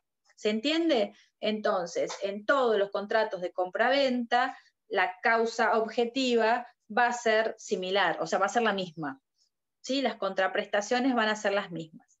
Mientras que en la causa subjetiva, que es la otra parte del artículo, ¿sí? Que dice, también integran la causa los motivos exteriorizados cuando sean lícitos y hayan sido incorporados en el acto en forma expresa o en forma tácita. Entonces, ahí se refiere a este dualismo del cual habla Rivera y nos referimos a la causa subjetiva, ¿sí? Que son los móviles que persigue los contratantes o las partes al momento de celebrar el contrato. ¿Sí? ¿Por qué? Porque habla de que sean lícitos y dice los motivos exteriorizados. Es decir, por ejemplo, en este caso ya, a ver, es esto de lo que yo les decía, compro la casa para vivienda o compro la casa para alquilar, ¿sí? En este caso ya se incorpora la causa subjetiva. ¿Qué se requiere? Que para que tenga relevancia jurídica, que tenga que ser causalizado el negocio. ¿Qué quiere decir esto? Que se exteriorice la voluntad de las partes, si no va a quedar en forma interna, ¿sí? Y no tiene ninguna relevancia jurídica. ¿Se acuerdan cuando hablábamos de la manifestación externa de la voluntad? ¿Qué pasa si yo mantengo esa voluntad en mi interior y no la exteriorizo? No tiene relevancia jurídica, ¿sí? Porque después yo puedo decir si yo quería, no quería, ¿sí? Entonces, esa causa subjetiva tiene que estar exteriorizada, ya sea de una forma expresa o de una forma tácita, dice la norma. Entonces, teniendo en cuenta este dualismo, podemos hablar de una causa final objetiva y una causa final subjetiva. Esto es lo que explica la mayoría de la doctrina. Todos los actos jurídicos van a tener que tener una causa. ¿Por qué? Porque dijimos que era un elemento esencial del acto jurídico. Por eso en el 282 se refiere a la presunción de causa, ¿sí? Aunque la causa no esté expresa, vieron que decíamos que podía ser expresa o tácita, ¿sí? Aunque no esté expresa en el acto, se presume que ese acto jurídico va a tener una causa, ¿sí? Salvo que se pruebe lo contrario. ¿Se acuerdan que hablábamos de la presunción iuris tantum? A ver, ustedes me dirán, bueno, ¿qué importa si tiene o no una causa? Ahora vamos a ver que puede haber hecho, o sea, actos jurídicos que tengan algún defecto, cuando la causa sea ilícita, cuando se frustre, cuando sea falsa, cuando falte, ¿sí? ¿Qué pasa en esos casos en los cuales el acto jurídico no tiene causa? ¿Sí? Pues puede ser que no la tenga, pero en principio se presume, como es un elemento esencial del acto, que todo acto jurídico tiene, ¿sí? O que existe una causa, aunque no esté expresa, ¿sí? Entonces, ese 282, en fin, ahí ya ahora lo vamos a ver, pero nos habla, ven que dice, el acto es válido aunque la causa sea falsa, si se funda en otra causa verdadera. En este caso ya hablamos del primer defecto que puede tener esa causa del acto jurídico. ¿Cuándo? Ahora vamos a ver que hay otros defectos más. Cuando la causa sea falsa, ¿sí? En esos casos, ¿qué nos dice la ley? Si ese acto jurídico que tiene una causa falsa encubre un acto jurídico con una causa verdadera, en ese caso, ese acto no, va a ser válido, ¿sí? A ver, vamos a buscar un ejemplo. ¿Ustedes vieron simulación? Todavía no. No. ¿Nadie me hace así? No. Bien. Este sería un ejemplo claro de simulación lícita, en los cuales un acto jurídico, ¿sí? Encubre, que es falso, encubre un acto jurídico verdadero, ¿sí? ustedes van a ver que puede haber una simulación lícita y una simulación ilícita. ¿Y qué pasa con esos casos en los cuales hay simulación? Que son vicios del acto jurídico. En este caso podríamos hablar de una simulación lícita. Por ejemplo, supónganse que yo me traslado a España a vivir por unos meses, ¿sí? Entonces, para que otra persona administre mis bienes o administre mi casa, ¿sí? Pueda pagar los impuestos, pueda, no sé, si llega a un juicio con respecto a la casa, pueda afrontarlo y pueda presentarse, en vez de dejarle un poder amplio que quizá pueda llegar a tener alguna cuestión que no se incluya en ese poder, yo simulo una venta, ¿sí? Es lícita, ¿por qué? Porque no voy a perjudicar ni a terceros, ni al Estado, a nadie, ¿sí?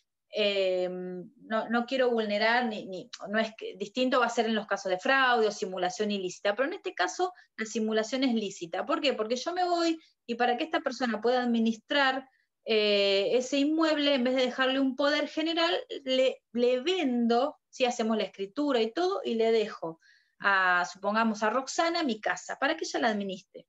Pero esa simulación es un acto simulado. ¿Por qué? Porque ambas sabemos que la casa sigue siendo mía, ¿sí? Que solamente es por un tiempo. Después cuando yo vuelvo, ella me vuelve a vender. En ese caso, la causa, ¿sí? Va a ser falsa, ¿sí? La causa de ese acto jurídico entre Analía y Roxana va a ser falsa, pero encubre una causa verdadera, ¿sí? Que es en realidad ese poder de administración que yo le quiero dar. No hay una compraventa. Generalmente se hace un contradocumento por las dudas de que después Roxana se quiera quedar con la casa, pero bueno, eso lo van a ver ustedes.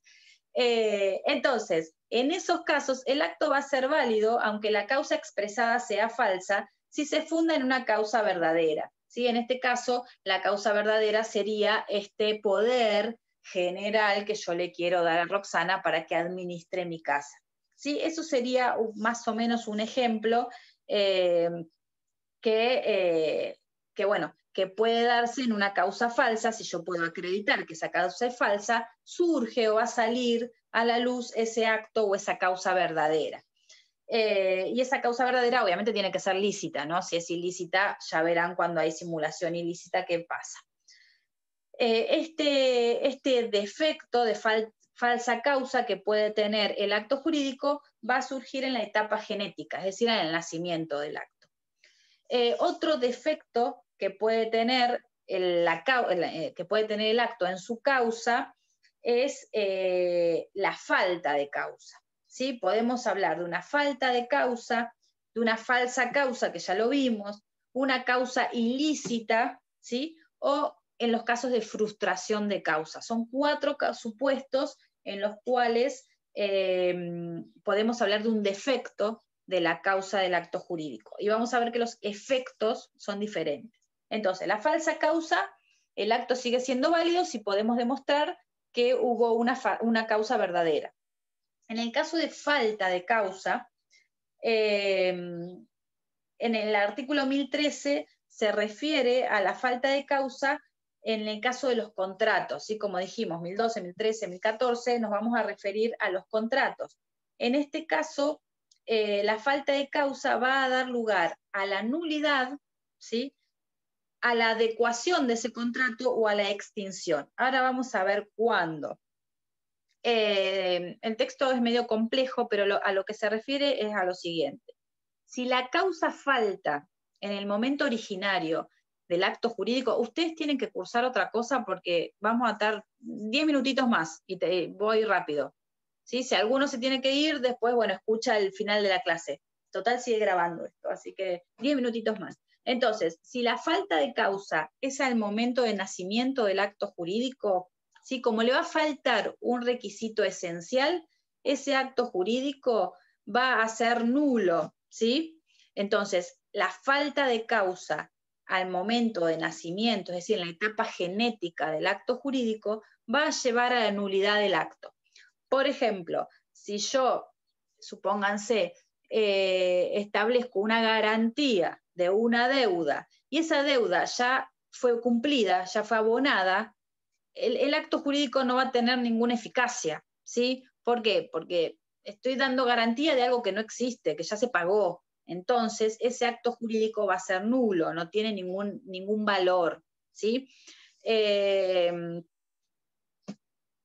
el caso de que esta causa desaparezca durante la ejecución del contrato, porque estamos hablando dentro del 1013, que se refiere al ámbito contractual.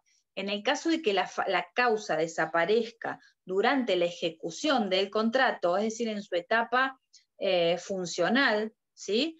En ese caso podemos solicitar o puede llevar a la resolución o a la rescisión de ese contrato, ¿sí?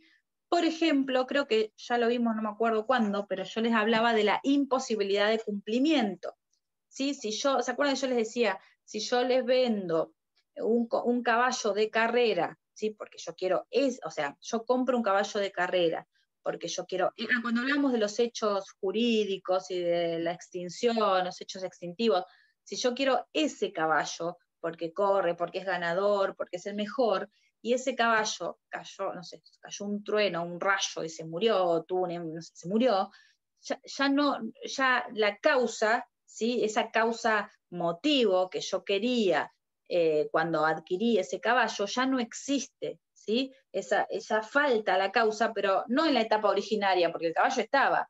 La causa, ese móvil que me llevó a mí a comprar el caballo, es posterior, es durante la ejecución, es externa, no hay culpa de ninguna de las partes. Entonces yo ahí, ¿qué puedo? Pedir la resolución de ese contrato. ¿Sí? ¿Por qué? Por imposibilidad de cumplimiento. La otra parte no puede cumplir, porque no me da otro caballo y no es lo mismo, ¿sí? Entonces, en ese caso, cuando la causa falta durante la ejecución del contrato, yo puedo pedir la rescisión o la resolución de ese convenio o de ese contrato. Un Profe, ejemplo claro, sí. Una pregunta, pero ahí la otra parte no tuvo nada que ver. Si le cayó un rayo, usted le está pidiendo... No entendí. ¿Usted le está reclamando algo a la otra parte? No, en ese caso va a haber una resolución. O sea, si se resuelve el contrato, vuelve todo para atrás. Si yo cobré por ese caballo, devuelvo la plata, porque no puedo, o sea, el hecho tiene que ser externo, sobreviniente y ajeno a las voluntades de las partes. Si yo, supónganse, no sé, le di de comer y me confundí, y en vez de darle agua le di, no sé, un veneno y se murió, ahí hubo culpa mía. Entonces ahí tendré que indemnizar al otro porque hubo una negligencia, culpa, una responsabilidad. Ahora, si el caballo murió por causas naturales o por el rayo, etcétera, en ese caso las cosas van a volver, o sea, se resuelve ese contrato y las prestaciones vuelven para atrás como si nunca hubiese existido el acto. Entonces si yo recibí dinero lo tengo que devolver, ¿sí? Porque no puedo cumplir, no puedo darte el caballo. Entonces vos no me vas a exigir nada y yo tampoco me voy a quedar nada, si no hay un enriquecimiento sin causa, ¿se entiende? Entonces se resuelve ese contrato. ¿Por qué? Por imposibilidad de cumplimiento, ajeno a la voluntad de las partes, ¿sí? También se da en estos casos cuando hay frustración de la causa. También acá se refiere al ámbito contractual, pero por ejemplo, en el caso de ahora, con el tema, la frustración de la causa es también cuando por alguna razón no se puede satisfacer esta finalidad o este efecto del negocio jurídico. Por ejemplo, esta frustración puede ser definitiva si yo vendo un fondo de comercio y ese fondo de comercio no estaba habilitado o no se puede habilitar por la municipalidad. No hay vuelta atrás, ¿sí? En ese caso se frustra la causa.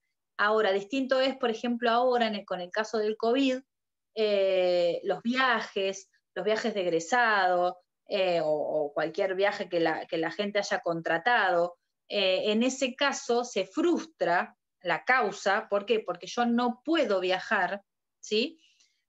Pero puede ser temporaria, ¿sí?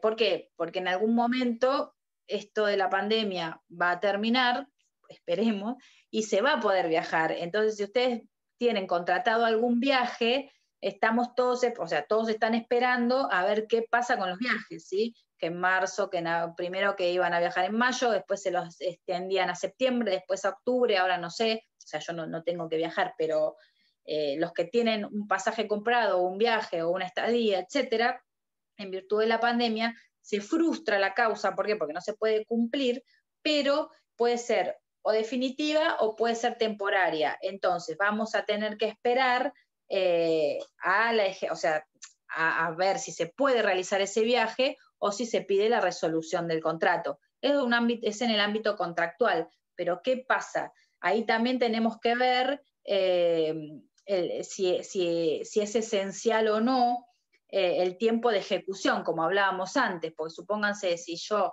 había contratado un viaje para un congreso, que el congreso se hizo, supónganse en España, porque el COVID ya no está y se hizo, a mí se me frustró la causa de ese viaje. Entonces, ¿qué exijo yo? ¿Que me devuelvan el dinero o que me den el viaje no sé, en el 2021? Porque para mí era esencial. ¿Qué se requiere ahí? Que la otra parte haya conocido esa esencialidad o esa causa o subjetiva mía. ¿Sí? Yo tuve que haber exteriorizado. Es lo mismo que en el tema de los viajes de egresado. Me podrán dar el viaje el año que viene, pero yo ya no egreso. Entonces, ahí el tiempo de ejecución era esencial. ¿Se entiende? Entonces, en los casos de frustración de causa o imposibilidad de cumplimiento, ¿sí? Cuando la causa desaparece durante la ejecución de ese contrato o de ese convenio, si a falta de causa, pero durante la etapa de ejecución, ahí yo podré plantear la resolución o rescisión o exigir el cumplimiento, ¿sí? Ya no va a ser nulo, como si no está la causa al principio del acto. Profe, ¿Sí? Entonces, sí, perdón, quería decir no, algo. decime. ¿No? Si yo contrato a un pintor, por ejemplo, no muy conocido, muy famoso, y le digo, no sé, que haga un retrato de alguien, de un familiar mío, y el muchacho se muere, ahí la causa se frustra. Entonces yo puedo... Ahí se frustra. O hay una imposibilidad de cumplimiento también. Bien, y entonces queda nulo el contrato. Claro, o en el caso de, sí, se resuelve en realidad, no es que quede nulo. Se resuelve, claro. En el caso, por ejemplo, también de que no se muera, pero que, no sé, que tenga un accidente y pierda su mano o sus manos. En ese caso se resuelve el contrato, porque yo no puedo cumplir. Sí, cuando dice se resuelve, ¿qué quiere decir? Que me devuelven la plata. Claro, que vuelve todo al estado anterior. Entonces, es lo mismo que si ustedes pueden resolver un contrato por incumplimiento de la otra parte. ¿Sí? A ver, esto lo van a ver recién en contratos, o sea que ni siquiera en obligaciones, lo van a ver cuando vean contratos, pero yo voy a tener que constituirlo en mora a la otra persona, o sea, si el otro no cumple voluntariamente. En estos casos en particular hay un defecto en la causa, es decir, falta la causa o el motivo o la finalidad por una imposibilidad externa. Si esa persona que tenía que pintar el cuadro o la casa o el pintor famoso pierde las manos, no puede cumplir, por más de que quiera hay una imposibilidad de cumplir, no puede cumplir otro, ¿sí? Porque era ese el que se había contratado. Entonces, en ese caso hay una imposibilidad de cumplimiento y va a llevar a la resolución de ese contrato, ¿sí? Si vos le habías pagado y bueno, te va a tener que devolver el dinero porque no puede cumplir, ¿sí? Si no habría, ya te digo, un enriquecimiento sin causa o una excesiva onerosidad.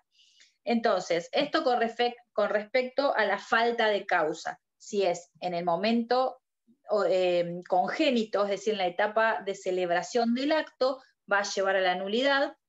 Supónganse esto que yo les decía de una fianza, de una deuda ya abonada o una renta vitalicia en relación a una persona y la persona ya falleció, ¿sí? Entonces ya no tiene causa. O en la ejecución del contrato, en el ámbito contractual, por imposibilidad o por frustración, en esos casos se va a rescindir o se va a resolver ese contrato. Bueno, la falsa causa ya lo vimos. ¿Qué pasa si la causa es ilícita? ¿Sí? En virtud del artículo 1014, también en el ámbito contractual, nos dice que si la causa es ilícita, ¿sí? Contraria a la moral, a las buenas costumbres, al ordenamiento jurídico, al orden público, en ese caso la sanción es la nulidad del acto jurídico, ¿sí? Algunos, depende de la doctrina, hablan de una nulidad absoluta porque el Código no dice nada, habla de nulidad, la sanción es la nulidad, dice, y otros hablan de que puede hablarse de una nulidad relativa en virtud de, bueno, ya van a ver ustedes cuando vean nulidades, de quién es a quién se está protegiendo, si hablamos del orden público, la moral, las buenas costumbres, el afectado es toda la sociedad, en ese caso hablamos de una nulidad absoluta, y si el afectado es individual, o sea, si es una persona en particular, hablaríamos de una nulidad relativa. Pero en realidad el efecto va a ser la nulidad, ¿sí? Ese acto con causa ilícita va a ser nulo, ¿sí? Va a ser ineficaz. No sé, una causa ilícita, bueno, es cualquier causa que yo venda la casa, o por ejemplo, no sé, que yo celebre un contrato de pacto de cuota litis con un cliente súper oneroso. O sea, la causa va a ser ilícita o contraria a la ley, ¿sí? Si yo tengo establecido un porcentaje y pongo un porcentaje superior. Si a vos, profe, te están maltratando, ¿no? Y te dicen que firmes una venta de tu casa, esa casa queda ilícita, porque no había autonomía de la voluntad, había intimidación. Bueno, ahí van a hablar cuando vean los vicios, que se acuerdan que veíamos los vicios a la voluntad, cuando hablamos del discernimiento, la intención y la libertad, en ese caso si está viciada la libertad, con fuerza e intimidación. En ese caso hablamos de un vicio del acto jurídico, pero no sobre la causa. En ese caso sería nulidad absoluta. No, la nulidad absoluta, cuando ustedes vean, van a ver que depende a quién se protege. Si el legislador está protegiendo el orden público, a la sociedad toda, ¿sí? Por ejemplo, un contrato con un objeto inmoral, ¿sí? O un contrato, supóngase, con un objeto prohibido, que yo te venda, no sé, armas, ¿sí? En ese caso se protege el orden público. Ahí la nulidad va a ser absoluta, con determinadas consecuencias. Mientras que si yo celebro un acto jurídico y la ley protege al particular, es decir, por ejemplo, si celebro un acto jurídico con un menor, en ese caso la nulidad va a ser relativa, o con un incapaz. ¿Por qué? Porque la ley va a proteger a ese particular, no a toda la sociedad, ¿sí? En ese caso la nulidad va a ser relativa, ¿sí? Se refiere a la protección que establece la ley. No si es todo el acto, sí, ahí vamos a hablar de nulidad total o parcial, pero absoluto y relativo. Yo pensé si era con violencia o depende de la autonomía de la voluntad, todas esas cosas, era si era relativa o absoluta. No, ya lo van a ver cuando vean nulidades. Ya te digo, absoluta o relativa depende a quién protege el legislador, ¿sí? Y el tema de la violencia, la fuerza o la intimidación, sí se va a ver alterado el tema de la libertad de la persona como elemento de esa voluntad del acto jurídico. En el caso de un dolo, ¿se acuerdan que hablábamos también? Van a ver que es un engaño, ¿sí? Cuando yo sé, pero ya es diferente a lo que venimos viendo, que es la causa, ¿sí? Esa finalidad del acto jurídico. Bueno, entonces la causa ilícita va a llevar a la nulidad, ¿sí? No va a tener efecto ese acto jurídico, sea inmoral, contrario a las buenas costumbres, no sé, supónganse que sean contratos de ahorro, ¿sí? Que se celebren contratos de ahorro, pero que en realidad estén encubriendo juegos de azar clandestinos, ¿sí? En ese caso también van a ser contrarios, o sea, prohibidos, ¿sí? O contrarios a la moral o a las buenas costumbres. En todos esos casos, el efecto va a ser de esta causa ilícita, va a ser la nulidad. Y por último, entonces, ya ahí dijimos, ¿qué pasa con la falta de causa? ¿Qué pasa con la falsa causa? Con la causa ilícita, ¿qué pasa si se frustra la causa durante la ejecución de ese contrato o de ese acto jurídico? Y por último, y ya terminamos, nos queda el 283 que habla del acto abstracto, ¿sí? La inexistencia, o sea, la falta de causa, la falsa causa o una causa ilícita que se puede hablar en un acto abstracto, que ahora vamos a ver cuáles son, dice la ley que no son discutibles en el acto abstracto mientras no se haya cumplido, ¿sí? Excepto que la ley lo autorice. ¿Qué quiere decir esto? Que cualquier discusión vinculada a la causa de un acto entre las partes, ¿sí? De un acto abstracto, ahora vamos a ver cuáles son, entre las partes, ¿sí? Cualquier discusión, ya sea que la causa es falsa, que la causa es inexistente, que la causa es ilícita, se debe postergar, ¿sí? Una vez cumplido, o sea, hasta después de que se cumplan los efectos, los derechos o los deberes que emergen o que surgen de ese acto jurídico, ¿sí? Es decir, el acto abstracto va a producir efectos, aunque la causa sea inexistente, falsa, ilícita, etcétera, ¿sí? Y después de que se cumpla ese acto, que ahora vamos a ver cuáles son, una vez que se cumpla ese acto abstracto, ahí sí las partes van a poder reclamar mediante un juicio posterior, ¿sí? Que es un juicio de conocimiento dentro del derecho procesal, ahí solamente van a poder discutir la causa de ese acto. Cuando hablamos de un acto abstracto, este no quiere decir que no tenga causa, la causa la tiene, ¿sí? Lo que pasa es que esa causa no está presente o no está visible en ese acto abstracto. Para que ustedes entiendan, por ejemplo, un pagaré o un cheque, ¿sí? Si yo garantizo una deuda con un pagaré, ustedes vieron que en el pagaré no dice cuál es la causa, o el cheque. Yo entrego como forma de pago un cheque, y en ese cheque, que es un título ejecutivo, no figura cuál es la causa, ¿sí? No dice pago porque vendí 10 libros, ¿sí? Entonces, a todos estos títulos ejecutivos o títulos valores los llamamos títulos abstractos, tienen una causa abstracta, no figura patente, visible, ¿sí? En el presente, en el mismo título, en el mismo acto. Esto no quiere decir que no tenga una causa. Si yo a Adam le doy un cheque, es porque él me entregó 20 libros y yo le pagué con el cheque. O sea, una causa de ese acto jurídico, siempre va a haber una causa, ¿sí?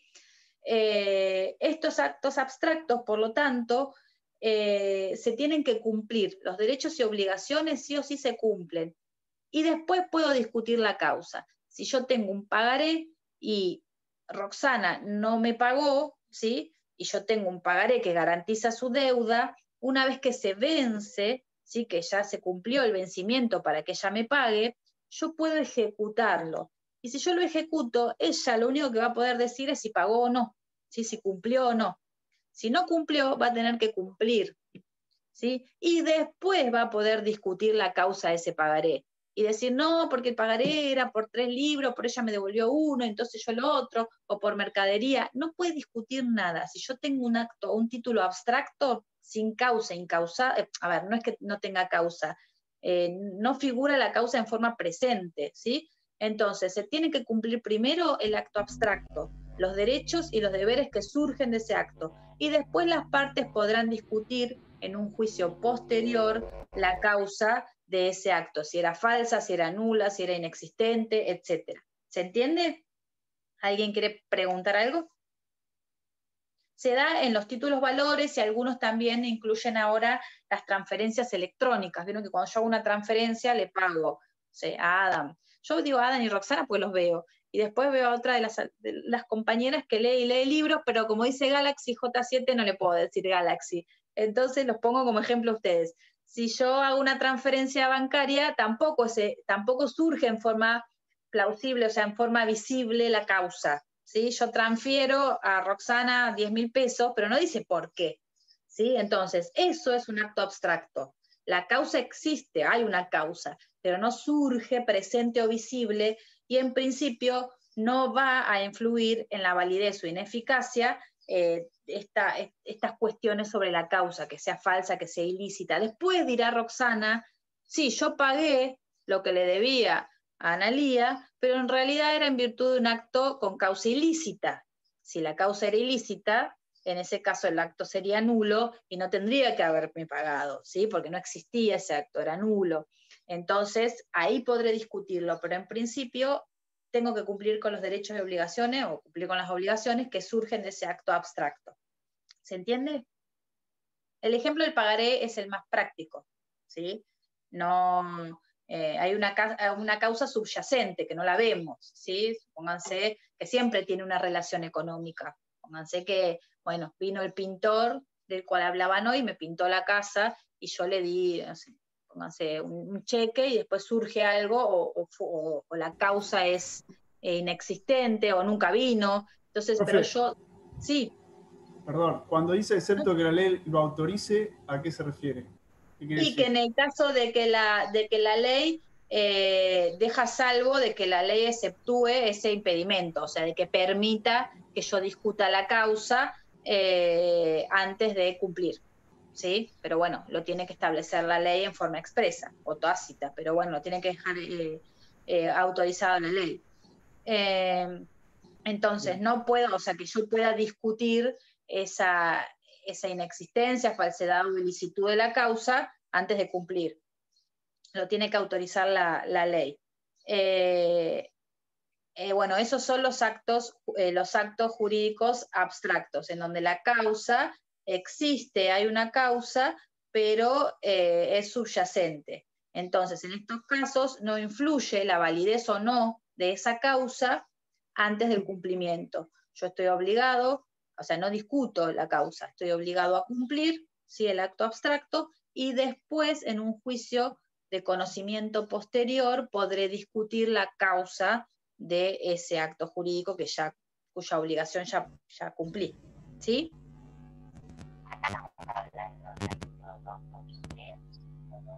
Ay, se escucha cortado.